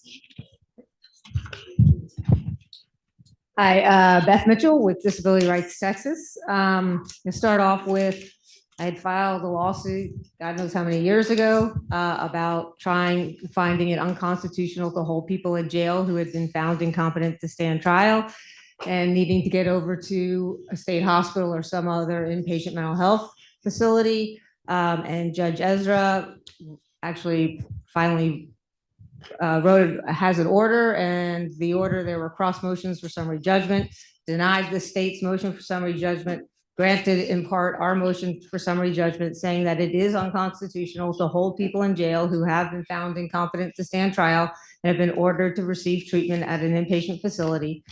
He is waiting on a bench trial to determine the amount of time that a person can remain in jail that's reasonable before having to be sent over to a inpatient mental health facility. So hopefully that bench trial will occur probably sometime in October, and we will get a decision that might move people more quickly from jail into the appropriate setting for them to receive treatment. The other, in terms of emerging issues that I see, and as much as I hear all this great work that's being done, and it all sounds really wonderful, we have an IDD population that rarely gets talked about. I don't think courts understand the difference in what the statute says regarding people who are IDD and what that process is supposed to be like versus the mental health process. They often combine those processes instead of making them separate. So I really think there's a need for training of judges on that particular provision, especially now that if we get past the bill that will have the new kind of outpatient IDD treatment as part of the forensic bill, that will also, which maybe in October for the summit, we'll know by then if it passes or not. But that would be a great opportunity for a training on that new law and how to actually follow the IDD section of the bill. That's all I got. Thank you. Good morning. I'm Cindy Porter Gore. I'm the judge for Allen Municipal Court. I just have, and it's not emerging, I've been dealing with it for several years, but I'm seeing an influx of my 15 to 28-year-olds, specifically men that are heavy THC users with the schizoid affective disorders and stuff. I mean, I've seen this both in my court and I've seen it with my friends who call me about their 20-something sons that all of a sudden are hallucinating and stuff like that. And I would just ask that maybe we have that as a topic coming up, because it's just getting crazy in my area. And it's the vaping, because it's that 80% plus, but it's real. So thanks. Good morning, everyone. My name is Magdalena Morales Saina. I am the director for El Paso County Community Supervision and Corrections Department, also known as adult probation. Emerging issues, kind of building on what you said. Ours, it's called the transitional age youth, 17 to 25. And that is a target population that we've been, and I'll use the word struggling with because it's very difficult to reach and to treat.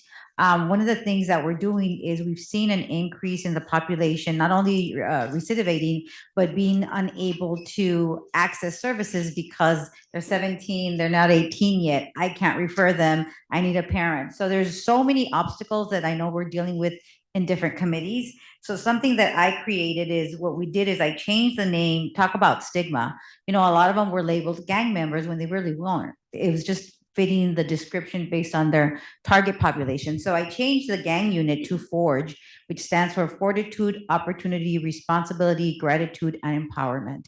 We've partnered with Big Brothers and Big Sisters of all people. You know, they have mentors that can track them and assist them through navigating the new social environment, academics, vocational training, and so forth. So that's one of them.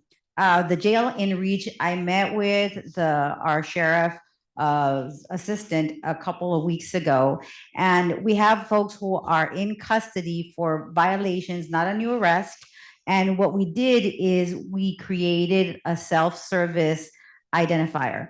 The only thing that we needed is, unfortunately, tablets cost money, and some of our folks in El Paso who are incarcerated usually are indigent and don't have access to the tablets. So I offered to bring our own computers, and they agreed to put them in their law libraries. This is a pilot, and it would be a secure place where they can access their own referral, answer what's called the Texas Risk Assessment, the TRAS screeners for substance use or mental health.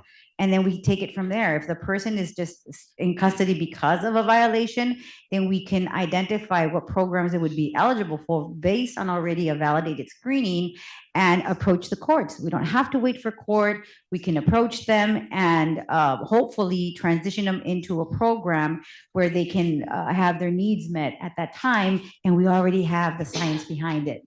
So it's not just saying this is what we're going to do.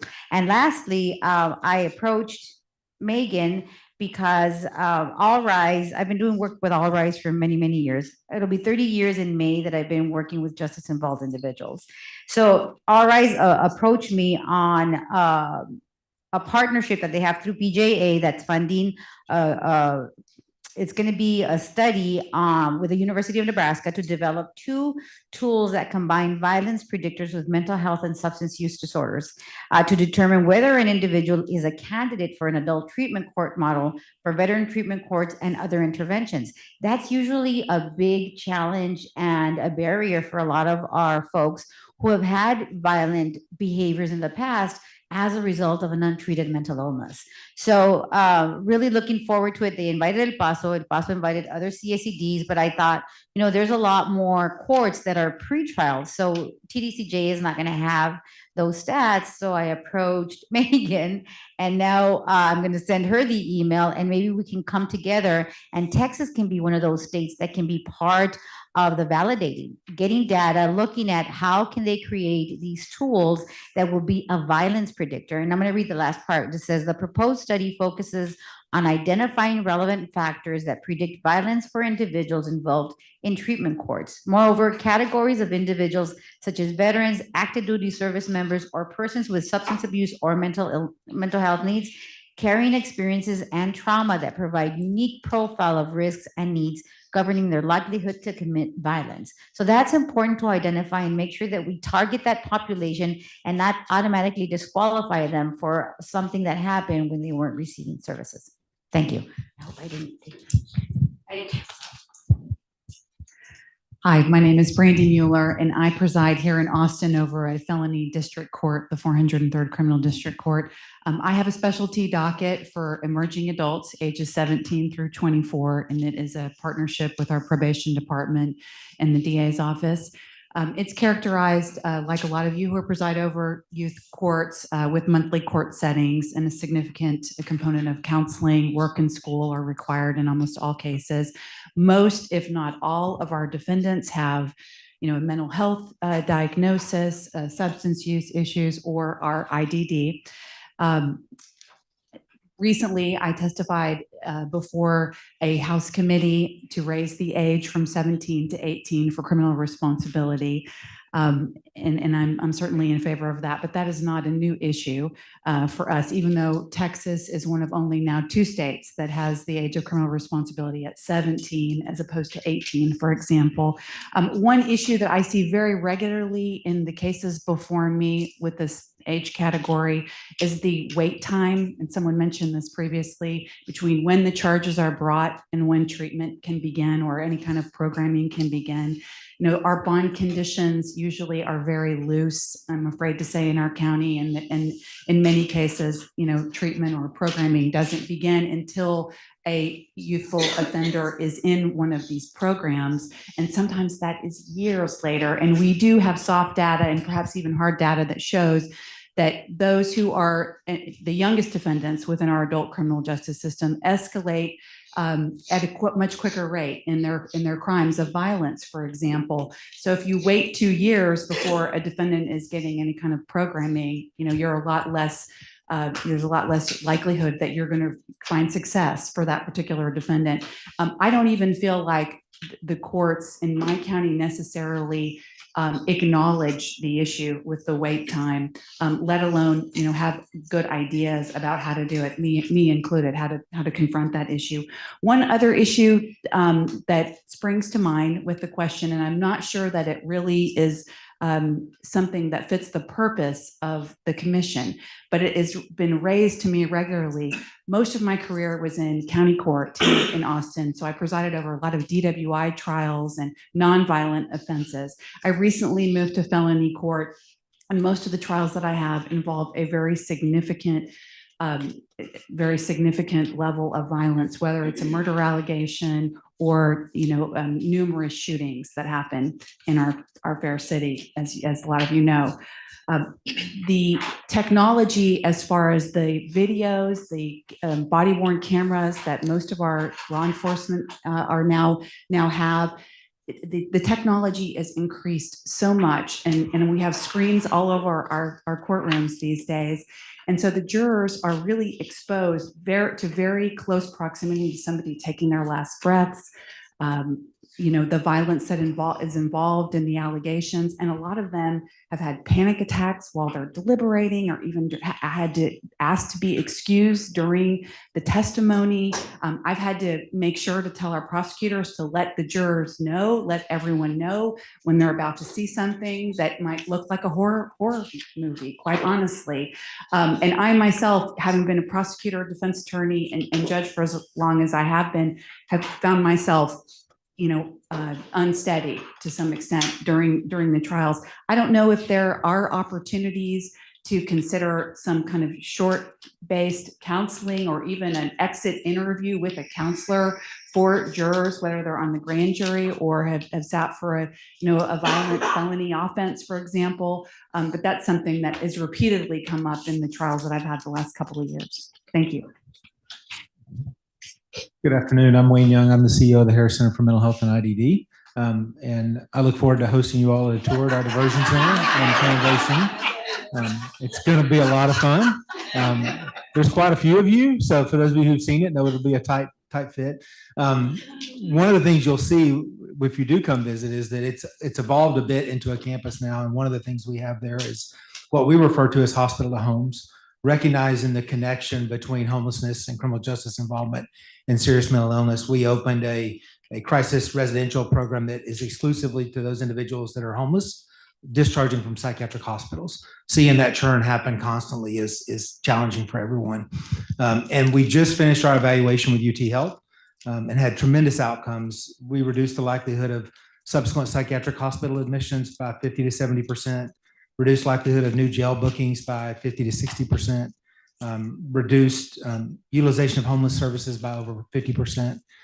The tough part is about a third of those beds are closing this week, right? Because as Brandon mentioned, there's a stream of funding that was COVID related that is through the federal administration that was terminated last week abruptly without notice. It's anticipated to expire in September. There's a couple of riders that were being worked on through this legislative process to see if we might find some subsequent stabilizing funding after that. But obviously, given the timing, there's not a community health center that I know that can float that kind of program for 6 months, right? It's for us in Harris County, it's an impact of about $7.9 million just on those state funds. It's not anything HHSC wants to do. I've not put them on the spot by asking that, but I'm confident of that. They are not supportive of having to close those things, and they're working diligently. Literally, the federal government said, we're not going to give you those funds, so don't spend them, effective yesterday kind of thing. I will also just highlight that we have traditionally a IDD and juvenile justice kind of a half-day workshop conference. It's virtual these days, and that's coming up in June. And we welcome anybody outside of our community joining us in that. It's pretty easy to do now that most of those are virtual, but excited to further explore the intersection of IDD and what that means for both the juvenile justice and an adult justice population. Thank you all for the opportunity to be here today. Thank you, Wayne. I appreciate the invitation to stay at your house.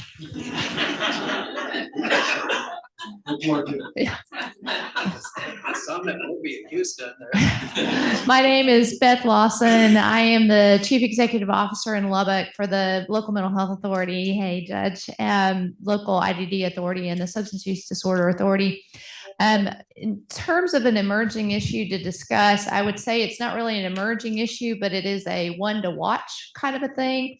For us, we're really watching, and Judge Carr, this is something that we'll be talking about in the Rural Committee, and that is the DEA is looking at rolling back some of the flexibilities that they had offered on telehealth. And it will be a big dang deal for our rural communities. And so we are really watching as providers, and our association is as well, what the DEA might be doing in terms of rolling back some of those flexibilities on telehealth. Telehealth is the lifeblood to psychiatric services in the rural communities. And if you think you're not rural, you may not be, but you're next door to one. And so in Lubbock, we're considered a small urban county in Lubbock County, but I have 4 counties contiguous to Lubbock, and every single one of them is rural or frontier. And so put that on your one to watch, because it will be a big dang deal if it gets rolled back. What agency is it that we're watching? DEA. Interesting.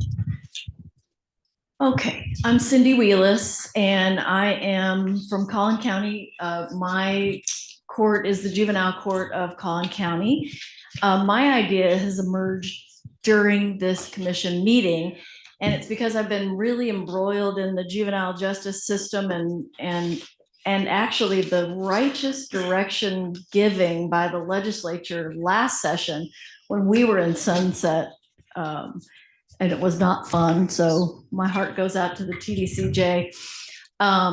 My idea is for rural counties to copy the regionalization that we were ordered to conduct and implement. It's been going tremendously. And so we share our pre and post adjudication. And by we have 35 secure detention centers across the state that are juvenile detention centers. Those counties, including mine, offer contracts for pre and post adjudication. If the kids come into our post adjudication detention, we can also give them access to our psychologists, our psychiatrists, all the services, the IOPs, AOTs, counselors. All of these could be shared in a regional manner. And of course, we would completely, and already are, relying on telehealth in juvenile and in mental health fields. But so I think that might be a way for us to leverage what juvenile's been doing in our mental health in the rural communities that Judge Carr was speaking of, strategizing about.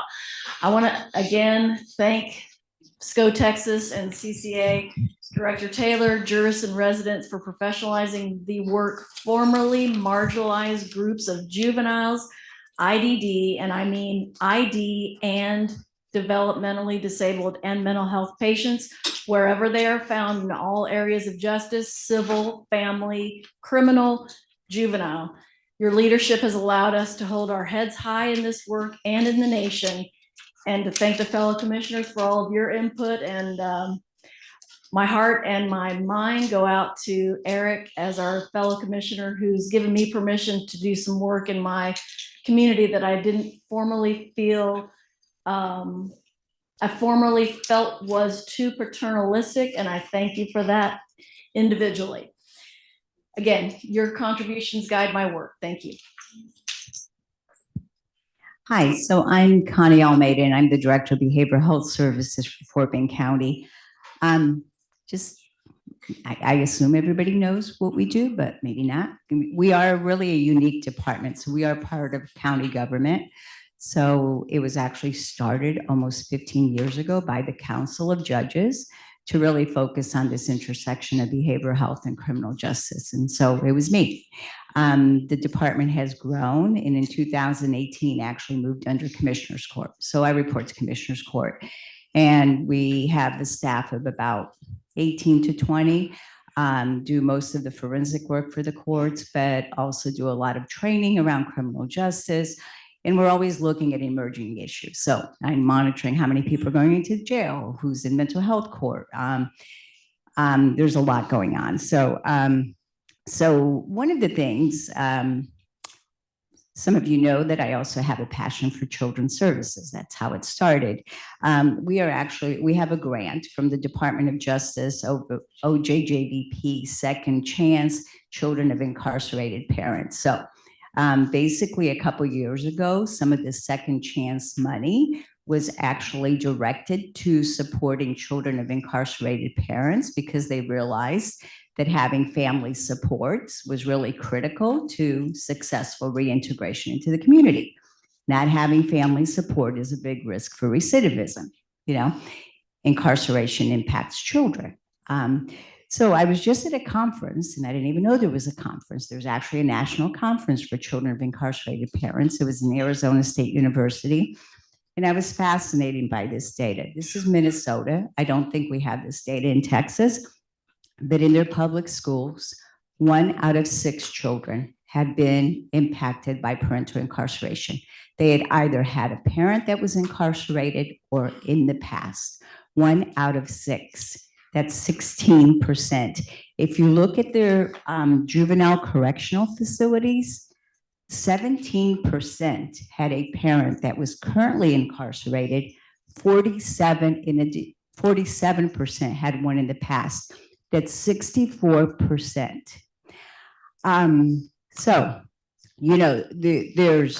There's so many things that we're trying to do. So we're trying to integrate parenting programs into our jail. We're trying to support the caregivers that are taking care of these children.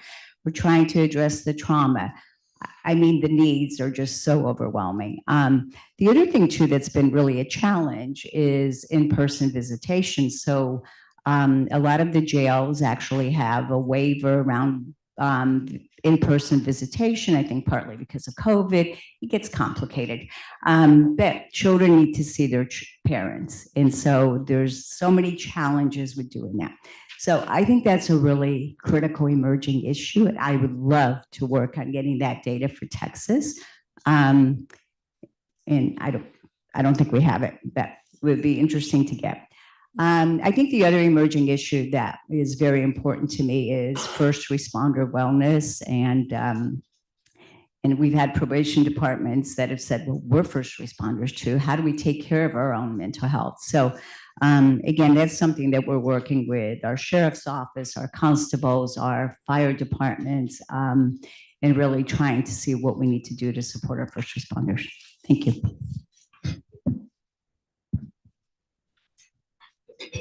Transition, right? Thank you. I'm Judge Larry Phillips from Grayson County. I'm a district judge. Have an adult specialty court, and just finished my term as president of Texas Association of Specialty Courts at March at our annual conference. We had 550 attendees. It was very well attended, and a lot of our colleagues were there, and we certainly appreciate that. I want to add some things that we've worked on is one to try to get OCA to have a dedicated person to specialty courts. And we've heard they have one. Erin Morgan has done a fantastic job. She's going to help all of our courts do better. As we continue to support that, she's going to get an assistant. It's going to be great because then we can start looking at the numbers and data and the things that we don't have right now. You heard about a case management system. I mean, these are big things that are going on that are going to be emerging in the future. Rosie Medina, right over here, she's also on the special court on the association as a board member, and she wanted me to make sure we recognize HB 1831 and SB 1431. It's a bill dealing with juvenile law that will, it takes away what the question. The problem was that a lot of these juveniles have assaultive offenses, so they can't be under specialty courts. And so that's because of the mental health or other issues, they're not allowed to. And so that's what this legislation is part of that for juvenile courts. So if y'all are involved in that, we just wanted to shout that out. The last thing I want to talk about, whether it's emerging or not, is everything just continues, right? All the stuff that we see. And I had the honor to be on the podcast. And I think I used this as what I wanted on a billboard. I can't remember. I don't know if it made the cut, but it's a scripture that says, "And let us not be weary in well-doing, for in due season we shall reap if we faint not." And so I just want to encourage all of y'all. Thank y'all for your work, every one of you. All the things that have happened. We've had sim mapping exercises. We've been in the jail in reach with HHSC. We've had so many opportunities. We have a diversion coordinator because of JCMH in our community. We are completely doing things like we never did before. So it's exciting. But you know what? We got a new prosecutor now for my, I have a mental health docket for jail-based competency restoration. And so, and if anybody's found incompetent in my county, they're transferred to my court, so we can check on them every month to make sure they're getting treatment, medication, and to see where they're in the process, where they are at the state, the things that we learned in the jail in reach and everywhere else. But now we got a new prosecutor, and apparently nobody in the office understands how to pursue medication orders and all of those things. So it's just never, so that's what I said, we can't wear in well-doing, especially what we're doing with 1622. We can't, JCMH can't leave that, because I was in an online mental health education with the Indigent Defense Commission. That's what we were talking about. JCMH material was what was being done. We have to continue with those things. So it's not emerging, it's continuing. And so that's just what I want to share. Thank you, guys.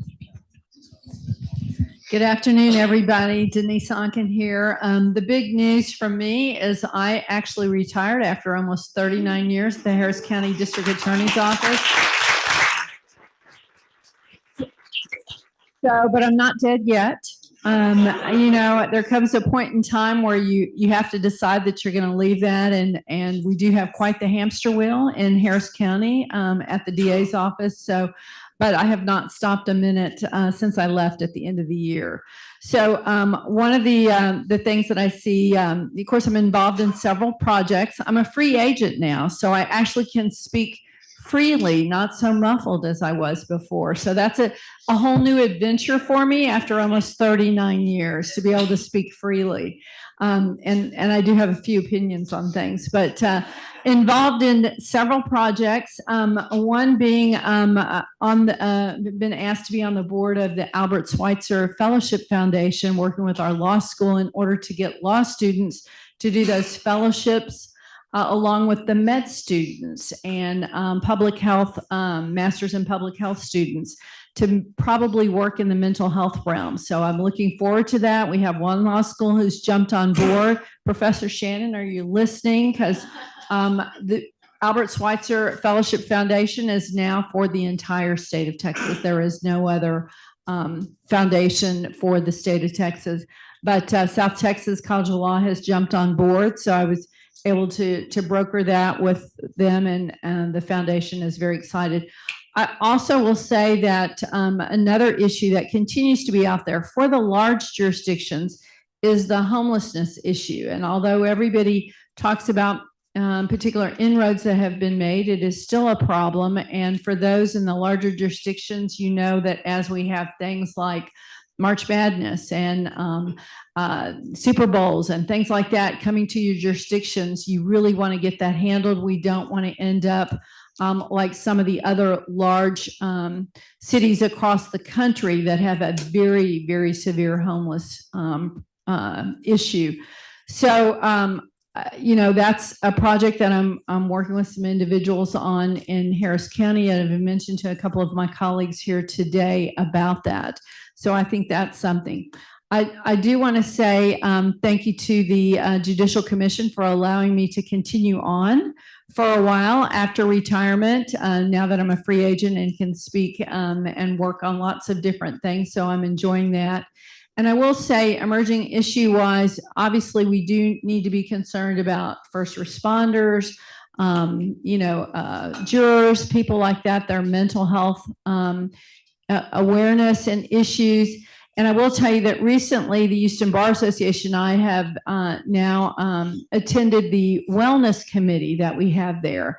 And one of the things that I heard as I was driving here today that we need to think about is, and it was very profound, a little gratitude improves the attitude. And so we do need to be very grateful of all the successes that we've had with the Judicial Commission.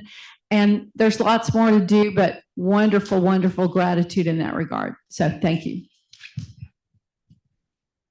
Good afternoon. I'm Stacy Matthews, and excuse me, I'm the presiding judge of the 277th District Court in Williamson County. And so I'm going to start off by saying we are very sad that we've lost Matt Smith, but we're very happy that he's now going to help kids across the whole state.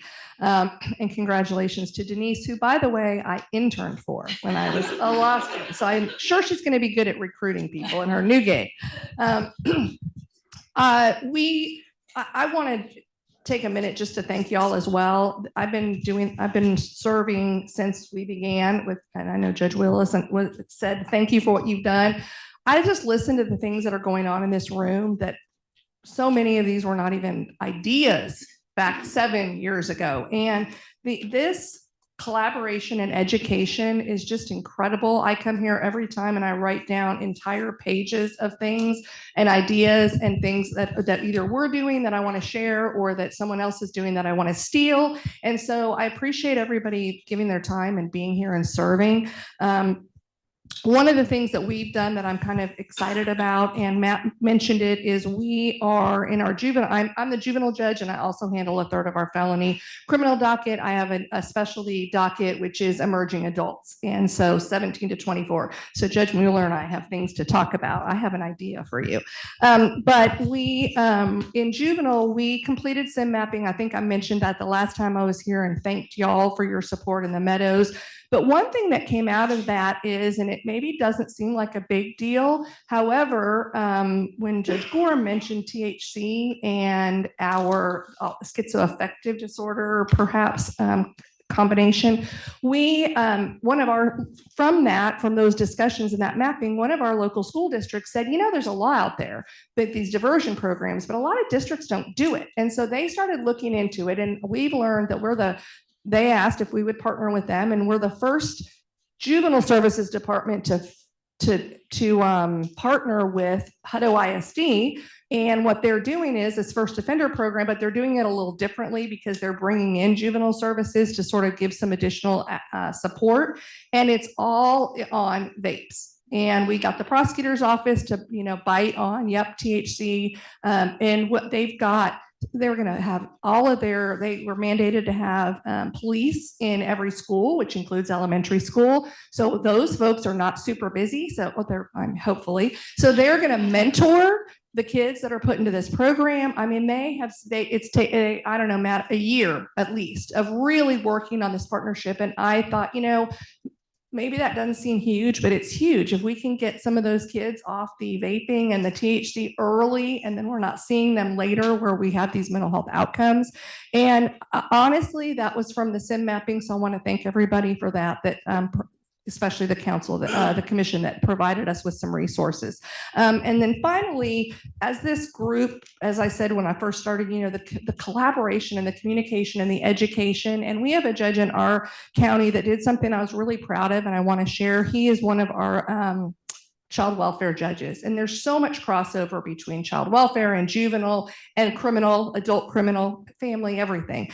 And he put together this community collaboration, and he convened these, he called listening groups. And so Judge Speech, I want to share that with you, and brought together public and private members of the community. And that this is a huge endeavor. I went and spoke at one of them, and there were 100 people, and they were business people, and they were medical people, and they were nonprofit nonprofits and they were the faith community. And what was really neat was everybody sat around tables and talked about what they do, and half of the people didn't know what anyone else did.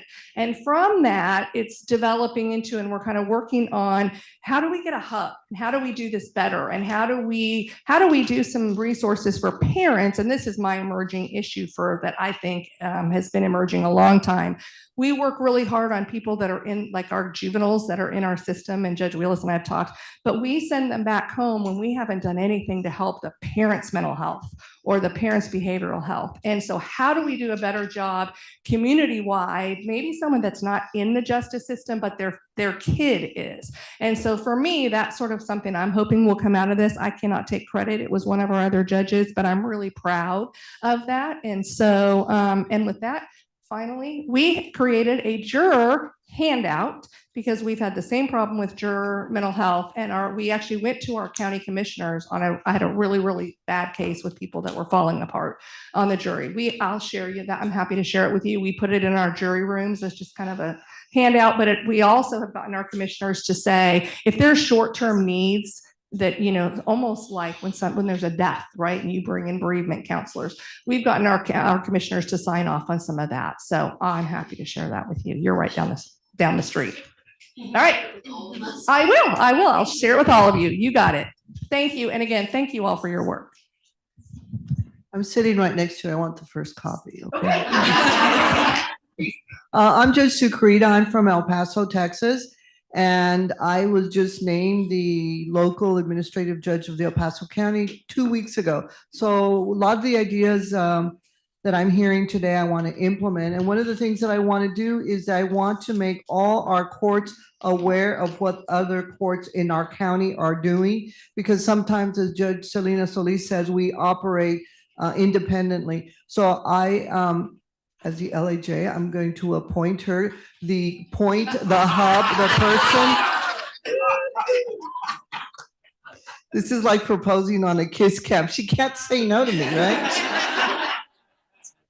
But I think that's important because I think that all the judges need to be trained. All the judges should be aware what the resources, the grants, everything that's out there, rather than reinventing the wheel over and over and over again. Maggie has offered training, and Ms. Kennedy has also offered to come down and talk to the judges and maybe do a CLE.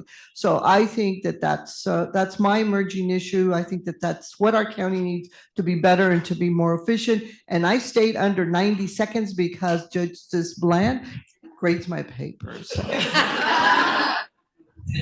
And you have your clock right in front of you. Good afternoon. I'm Yolanda Lewis. I am one of the executive vice presidents heading up justice work at the Meadows Institute. And I just want to echo the sentiments of thanks. It's always wonderful to be in this room. And because we get to work at Meadows in Texas and in other places, very often we hear how jealous people are of JCMH. And so that is like a running conversation. So thank you all for letting me kind of brag a little bit that I'm part of it. So I appreciate that.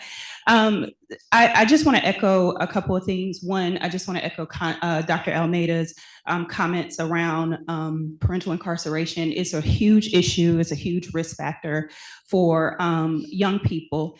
And I think one of the things I would just add to that is, in addition to all of the resources that are needed in trauma response, we should also be thinking about grief responses. The children who have parents who are incarcerated have lost a lot. And sometimes that means that they've lost resources, they lost a home, they lost stability, but sometimes they've lost people. And so the idea of kind of adding the component of grief therapy is super important so that they're able to respond better. And so thank you, Dr. Almeida, for the work that you're doing. And I do think the grief piece is a complement to that. And then the other emergent issue, or just something we are excited about, I think there have been a lot of conversations around first responder wellness.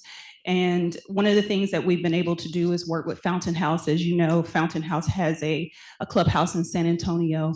And we, as the Meadows, were able to do a actual, I think 6-7 month study with them, actually trying to activate and see what people felt when they called 911 and what the response was.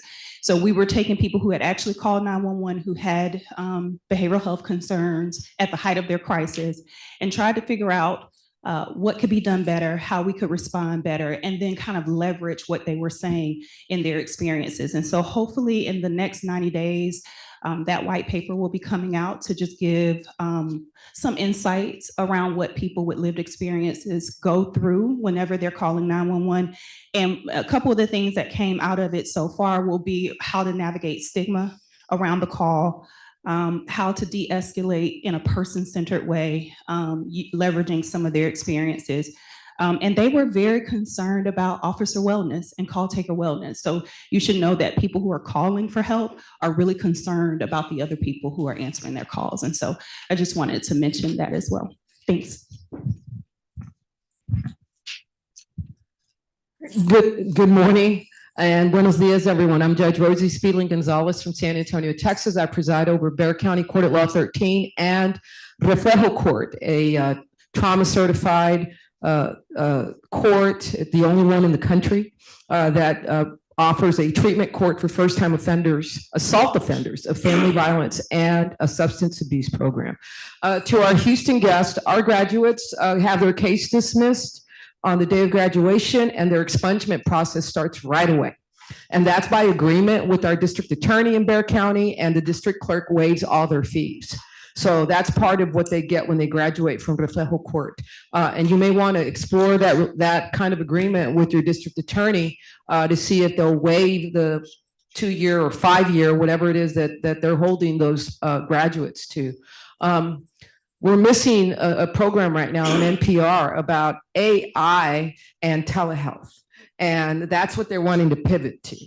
Artificial intelligence to provide telehealth out in the rural areas. At least that was the lead line on the show on NPR on my way here from San Antonio.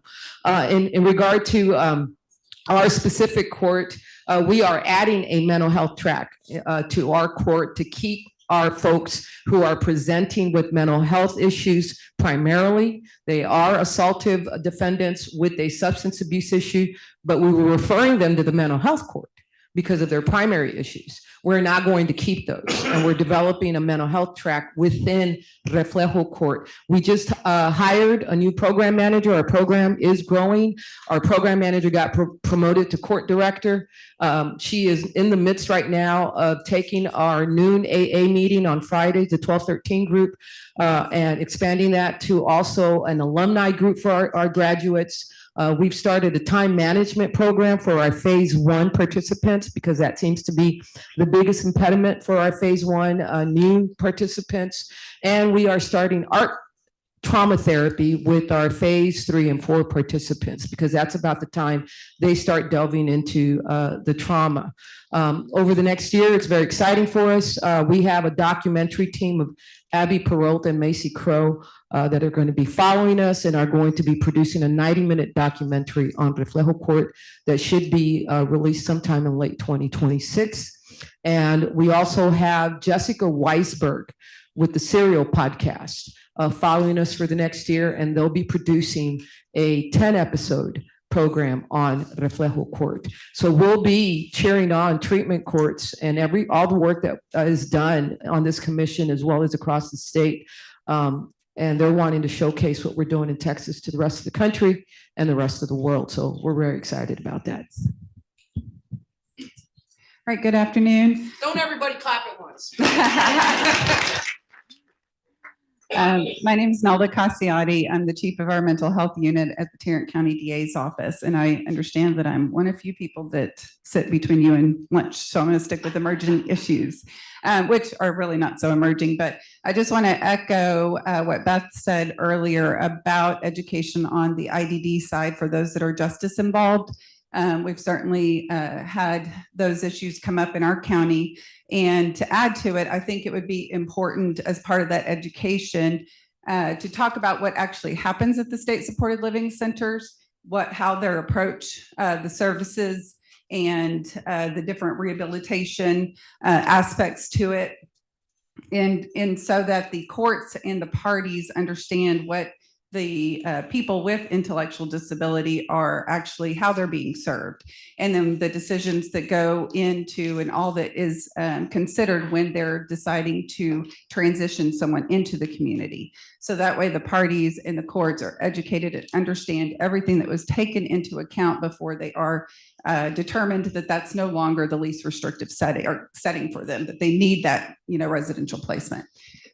So I think that would be important as part of that education. And our attorneys in my unit have had the opportunity to actually go out and visit state hospitals and state supported living centers in an effort to make a bridge with those folks that are providing those services.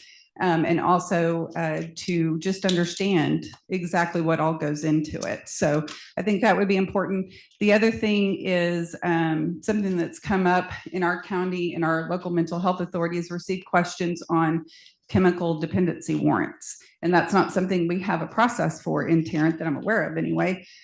So I think that's something that would warrant some more discussion in the future because of all of just the increase in the substance use, the vaping, how it's leading to mental illness or how it exists with mental illness, I think would be important to kind of dive into. So thank you. And I'm the one that does stand between us and lunch.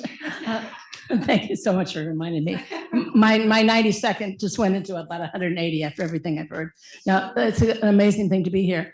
My name is Adrienne Kennedy. I'm the past president of the NAMI National Board. But the most relevant thing here is that I, as with my colleague down at the other end, bring the lived experience of a family member who lost a son to his severe mental illness and type 1 diabetes. And that was in November of 2016. I also have seen the best and also the worst outcomes of AOT. And my son had 90 days of AOT, just enough to make him absolutely defiant to never, ever accept treatment again. So there has to be a how. There has to be a really powerful and important how that's wrapped around it. But today, I want to say a couple of things before my 90 seconds are up. You probably have heard that E. Fuller Torrey has come out with another book, it's called Nowhere to Go. And it's about homelessness. And also it goes back, it's a rebuild, it's a edition of something he wrote 22 years ago in the deinstitutionalization movement. But it's free online, by the way. And if you go to the Treatment Advocacy Center website, I'm sure you'll see it. I suggest it because E. Fuller Torrey always has amazing insights, and he had a co-author bring it up to date. I also want to say that I want to figure out a way that we reach children younger and younger and younger. Meadows has come up with something called YCOT, Youth Crisis Mobile Outreach, not just mobile crisis outreach team, but a youth outreach team. And the whole principle of this is to go younger and younger and younger. We need to get the information about mental health care that is just like any other health care. It is health care, and it's caring about the whole person. The brain is that orbit that in fact feeds and informs and makes us well or makes us sick, both physically and mentally. I find this very important, and I'm going to push NAMI in a different way today, and that is that there is a whole huge array of NAMI education opportunities for parents, for school districts, for school personnel, et cetera, and for people in the justice system on any part of that array. And I'm going to really push my NAMI colleagues. I'm a national trainer for NAMI programs, and there are some new programs that have just come out for schools and school districts that I will get to into the information stream through JCMH so that you know about them. Because here's the secret that we don't tell enough, and I'm going to tell it today over and over again, and that is that NAMI has programs that are in fact trained and trainable to anyone in your community who has lived experience, including the lived experience that you have as professionals in the justice system or in any part of that system in terms of incarceration before, after, in between. And so, in fact, NAMI could drop in, or a national trainer like me or others could drop into your community and train a number of people that you would literally have in your community.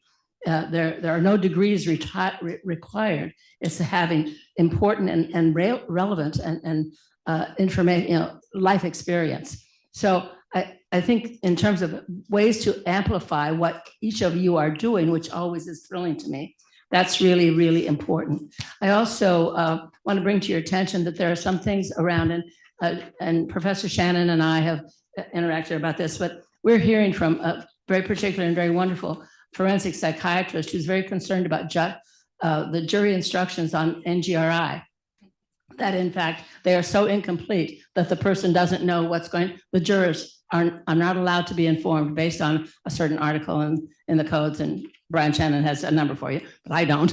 I have it if I could find my email, but so that in fact, jurors deliberating for particularly murder cases for NGRI don't know whether or not the person is going to be just brought out if NGRI is given, they're just out in the community without any community safeguards. And this forensic psychiatrist whose name you would recognize if I said it, is very concerned that inhibits the proper adjudication for people that may have NGRI as an opportunity for the case settlement. And by the way, I have two dear friends now that I met through NAMI who are mothers whose sons killed their fathers, and in one case in front of the family. So, this is very real to me, and I stand here not only with that. And I also want to say that of my 14 grandchildren, at least 4 of them have identifiable mental health conditions. And a granddaughter of mine nearly had a very serious encounter with anorexia, which is very underrepresented as we talk about it. And it starts out as an anxiety disorder, et cetera, et cetera. So just some more on your radar. But I congratulate each and every one of you for standing in this place and standing in this special way of bringing adjudication in the mental health cases. Thank you. Just very quickly, Judge Mueller and Judge Matthews have raised an issue that I thought about a long time ago about crisis intervention services at courthouses for jurors, for a lot of different people. I'd love to talk to y'all at lunch about that and maybe start a discussion on that. All right, well, it is lunchtime. We're slightly behind, so I'm going to take 5 minutes away from you and say, 90 seconds. and I'll say, let's be back and ready to go at 1:10. So actually, I'm only taking like 2 minutes away. So 1:10.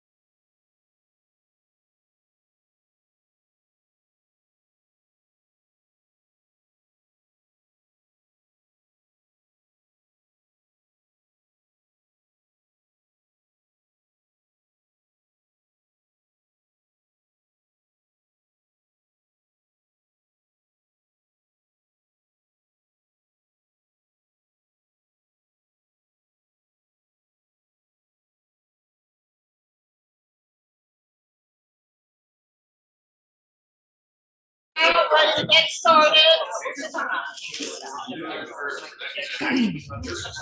Testing. Does this make a difference? I don't think it's all.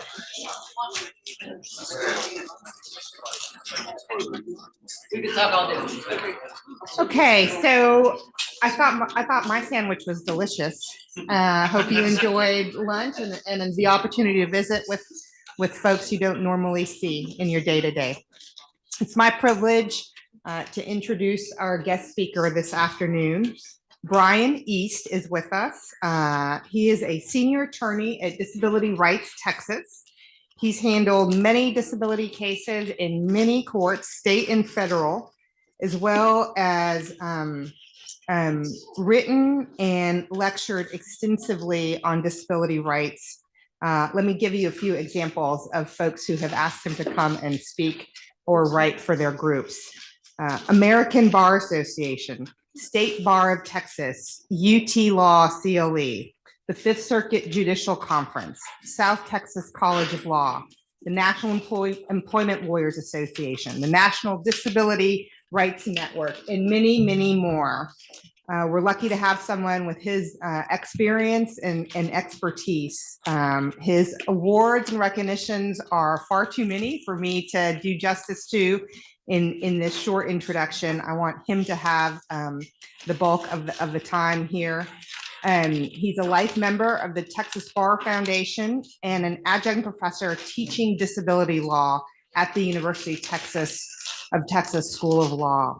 Please join me in welcoming Brian East. Thank you. Yes, we have an interloper. Go ahead, Beth. Beth, go ahead. He's an amazing resource and just the easiest person to get information from, and everything that I've learned, a lot of things that I have learned, I have learned from him over the years. So yes, you guys will learn a lot. If you ever need anything, he's the person who goes to get information. We'll add to his intro then that he's a great mentor and colleague. So thank you for that. Yes, thanks, Beth. Thanks for this invitation. Thanks for your interest in ADA.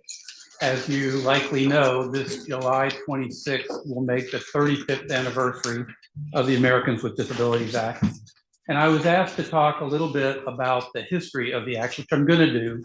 And I'm going to throw in some stuff sort of in the last part of my remarks about the way the ADA may impact you and what you do and your courts and your work. So to start out, I'm going to back up from the ADA, and there's a lot of places one could start talking about disabilities, disability discrimination, the need for protection of civil rights, et cetera.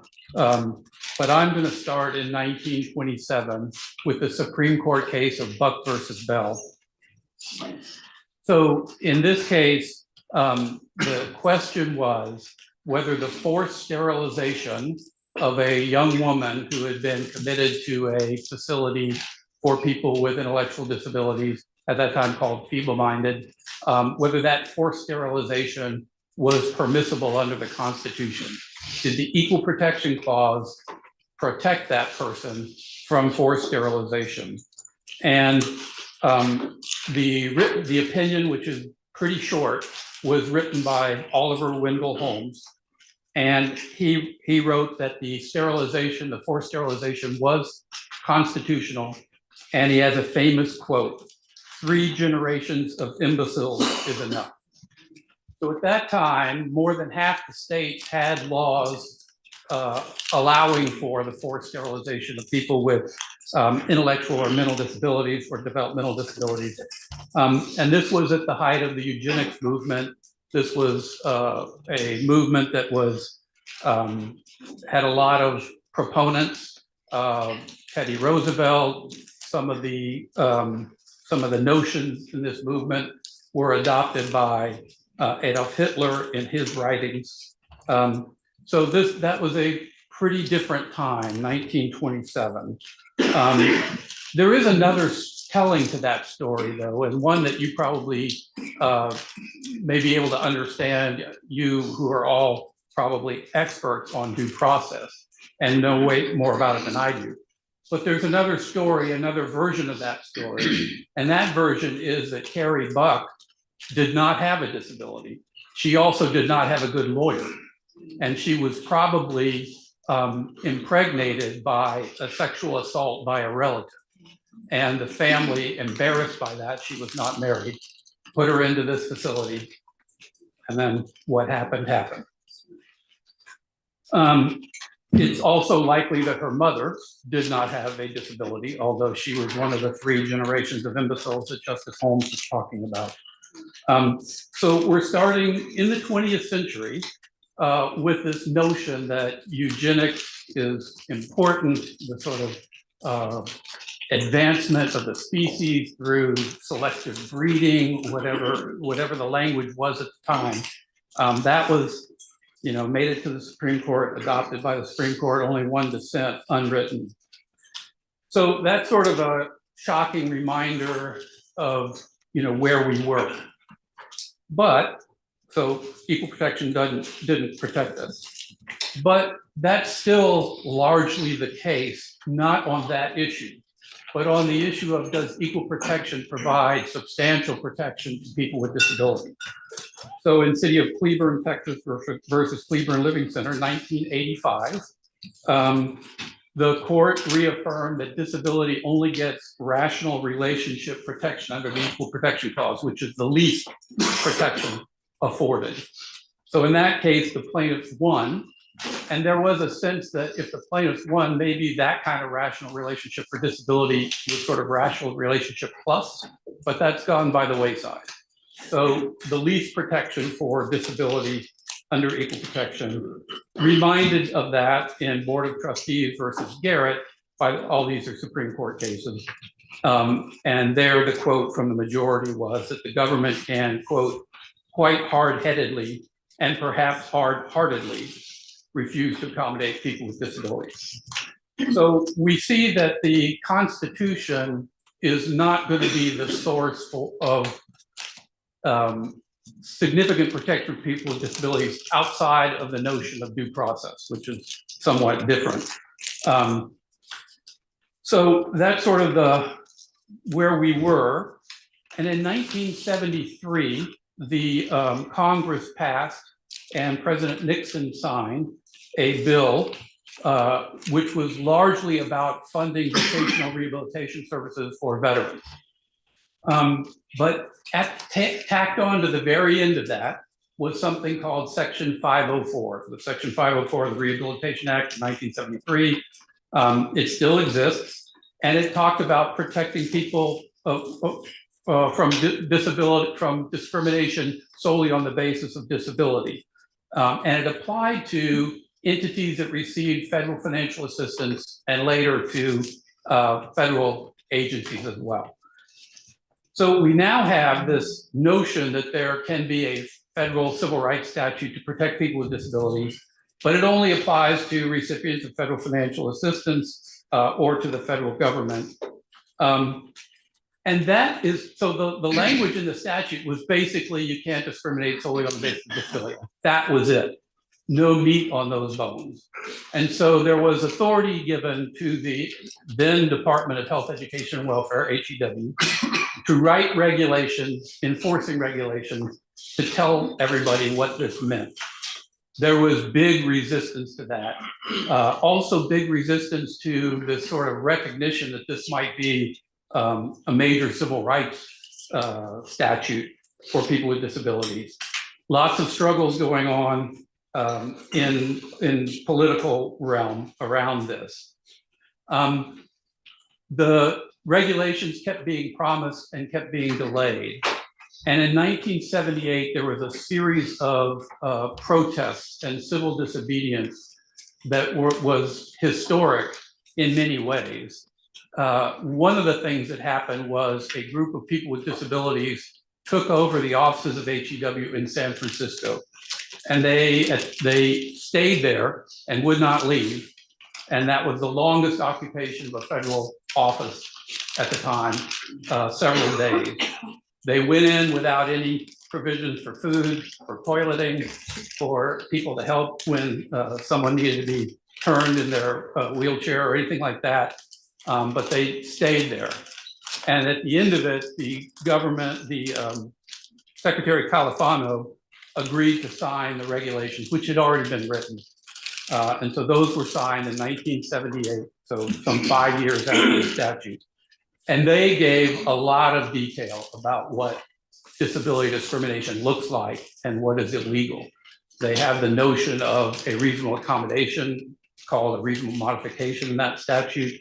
They have the notion of community integration, the integration mandate, that people with disabilities should be served in the least restrictive setting appropriate to their needs. All that in the Section 504 regulations.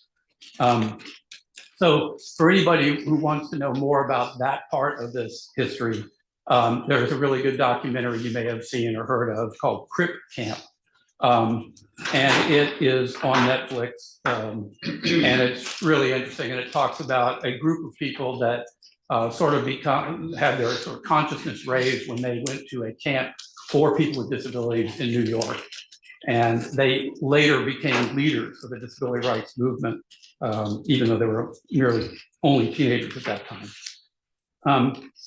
Okay, so now we have this law, but there's vast parts of the American experience that it does not apply to.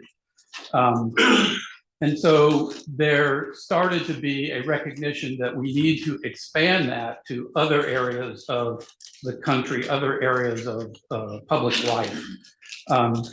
And so one of the things that was happening was in the 1980s, there was a fellow named Justin Dart, and he and his wife Yoshiko toured the country. He was in a wheelchair, so touring the country in the 1980s was not easy. They toured the country for weeks, collecting stories from people with disabilities all over the country. And they wrote those stories down or had people submit stories to them. And they did it twice. They had 2 of these tours. The other thing, while that was happening, and while there was political pressure to do something, the other thing that happened was there's something called the National Council on Disability. It started out with a name that had to do with handicapped, and it was sort of an advisory group. But at this point, it's an independent federal council, and it advises the Congress. So in 1986, they came out with a report, we need an ADA. We need a law that will protect people from discrimination and from unnecessary barriers in private business, in public entities, and in employment. That came out in '86. There was some talk about it, a lot of opposition to it, about how much it would cost, and nothing happened. In 1988, the NCD wrote a second report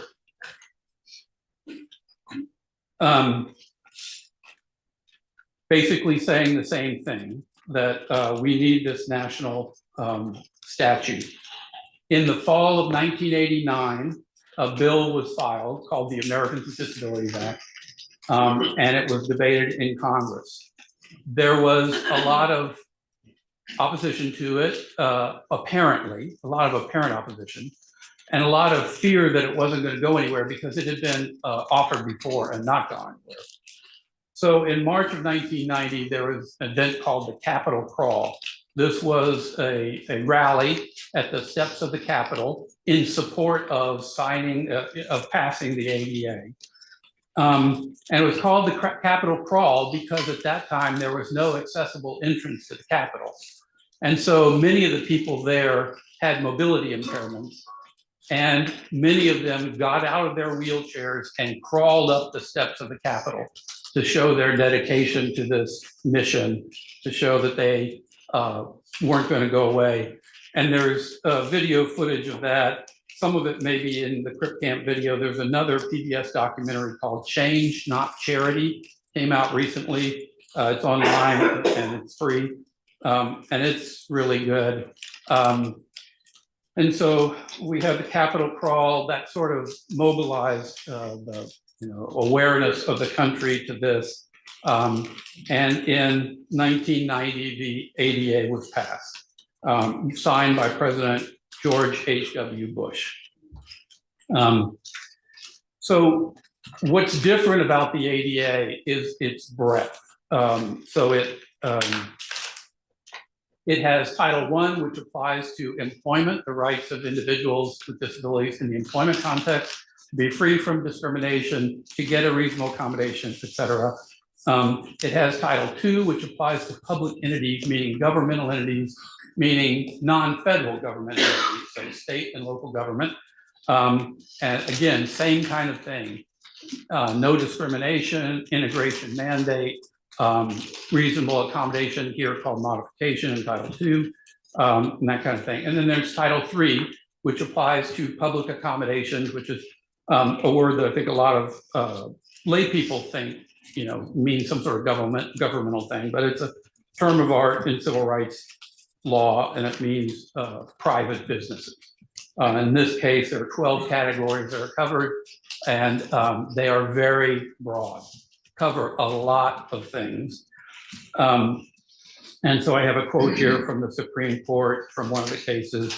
One of the ADA's most impressive strengths is its comprehensive character, and it's doubtless a milestone on the path to a more decent, tolerant, progressive society. So we now have this statute that is way broader than 504, although the substance of it is largely the same, but it applies to so many other things. So I want to talk a little bit, just sort of skim through the ways in which you may see it applying to you and your work. So as I said, Title II covers state and local entities. There's sort of a three-pronged general proposition: can't exclude from benefits, can't deny benefits, and you can't otherwise subject a person with a disability to discrimination. So we have this general idea of it, but there's a lot of specifics to it as well. And I'm going to get to some of those. But it applies to basically the program, services, and activities of state and local government, which courts have said is broad enough to reach virtually everything that those governments do. There's a case that's sort of famous in the ADA world called Pennsylvania Department of Corrections versus Yeski. And the question there was, does the ADA apply to prisons? Can you have a claim if you're a prisoner, a state prison resident? And one of the arguments was there's nothing in the ADA that says prisons. And the opinion, which was written by Justice Scalia, says the fact that a statute can be applied to situations not expressly anticipated by Congress does not demonstrate ambiguity, it demonstrates breadth. So we have this early interpretive guidance from the Supreme Court that this is going to really apply to a lot of what governments do.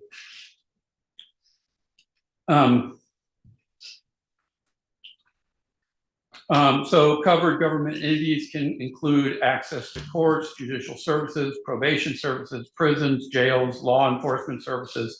And in the Fifth Circuit, there is a sort of judge-made restriction that says the ADA only kicks in after the scene has been secured from risk to life.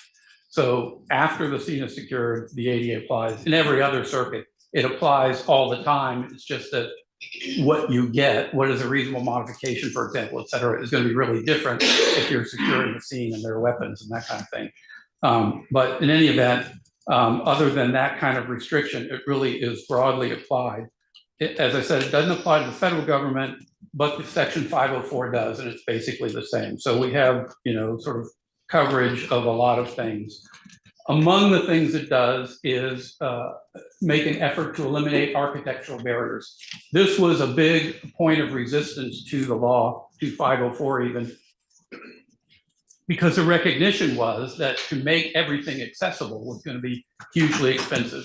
So the ADA, like 504, is sort of prospective. It says everything built after the ADA, it's a little bit after the ADA, but everything built after a certain date in this slide has to conform to accessibility standards.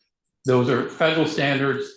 Texas was one of the first states to adopt its own set of standards. Those were certified as equivalent. They still exist. So we have Texas standards, we have the ADA standards. And so new construction has to conform. Old construction, if we're talking about a state or local government entity, it still has to be program accessible. So for example, if there's no way into a particular place, then maybe the services performed have to be moved somewhere else. Or the person can be provide services somewhere else.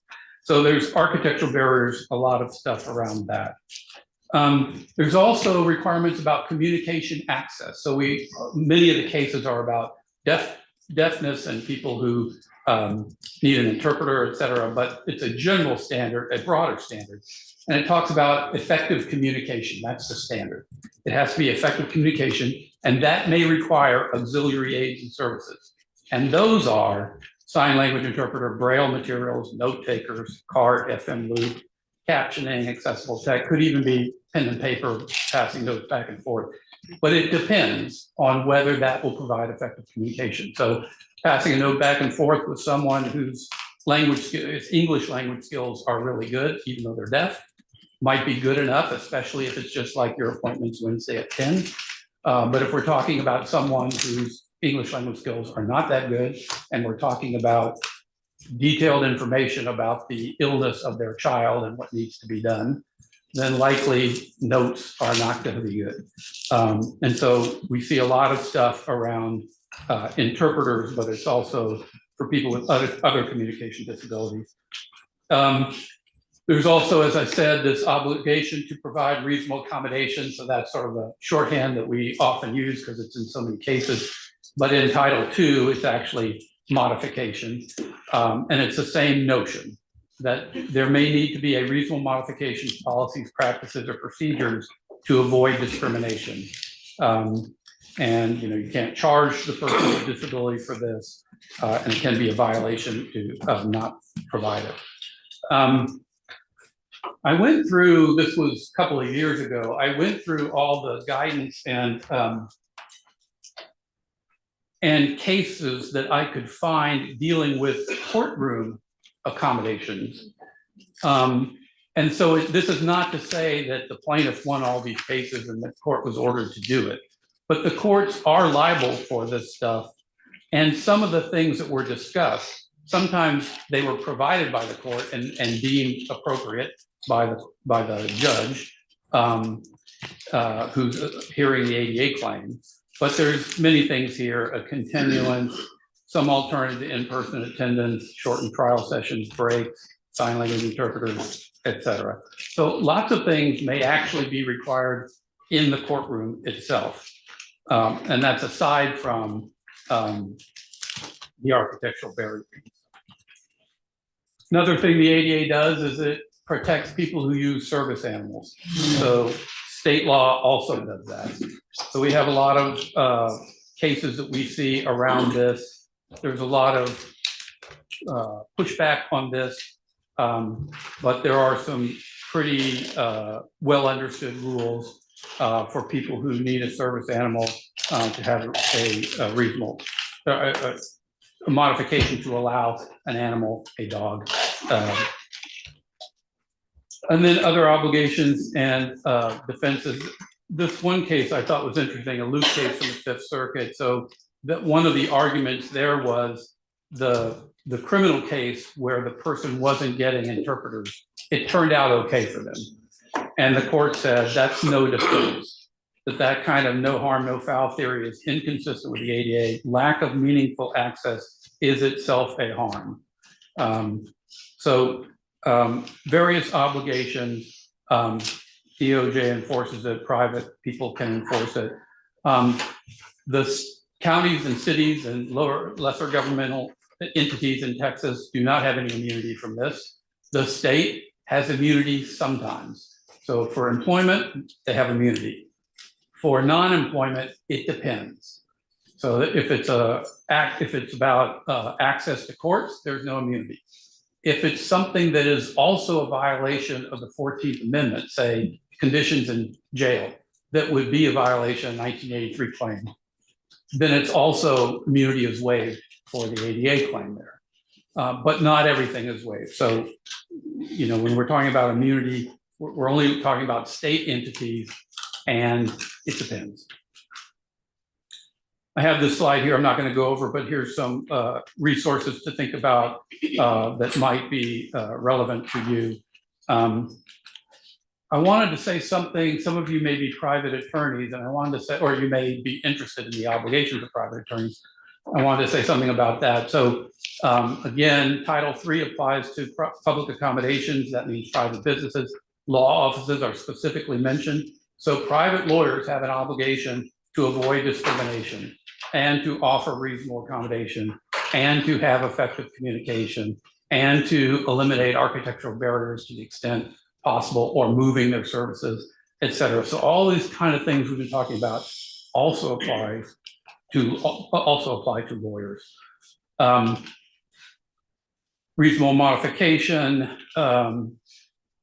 and examples might be meeting in an accessible location, altering modes of client communication, allowing the use of a service animal. There are various remedies. And my last slide here is that there are various ethical requirements that may apply here. So I wanted to close with 4 little clips from President H.W. Bush's signing speech. So July 26, 1990, on the White House lawn. These are some of the things he said. 3 weeks ago, we celebrated our nation's Independence Day. Today, we're here to rejoice in and celebrate another Independence Day, one that is long overdue. With today's signing of the landmark Americans for Disabilities Act, every man, woman, and child with a disability can now pass through once closed doors into a bright new era of equality, independence, and freedom. This historic act is the world's first comprehensive declaration of equality for people with disabilities. It will ensure that people with disabilities are given the basic guarantees for which they have worked so long and so hard: independence, freedom of choice, control of their lives, the opportunity to blend fully and equally into the rich mosaic of the American mainstream.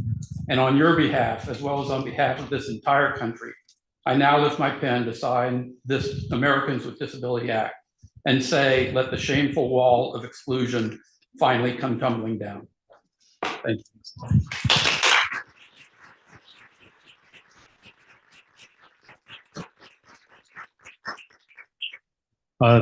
Thank you very much for that presentation. Christie and Justice Bland had to leave because they're going to talk to senators and House members about some of the legislative and budgetary things that we've talked about over the course of the day and the previous weeks. A reminder: we next meet at the summit. Basically, the next commission meeting will be before the summit. So Monday, October 6th. a reminder that we don't talk about after parties. So if Wayne Young taps you on the shoulder, the party's at his house, but don't talk about it. All right.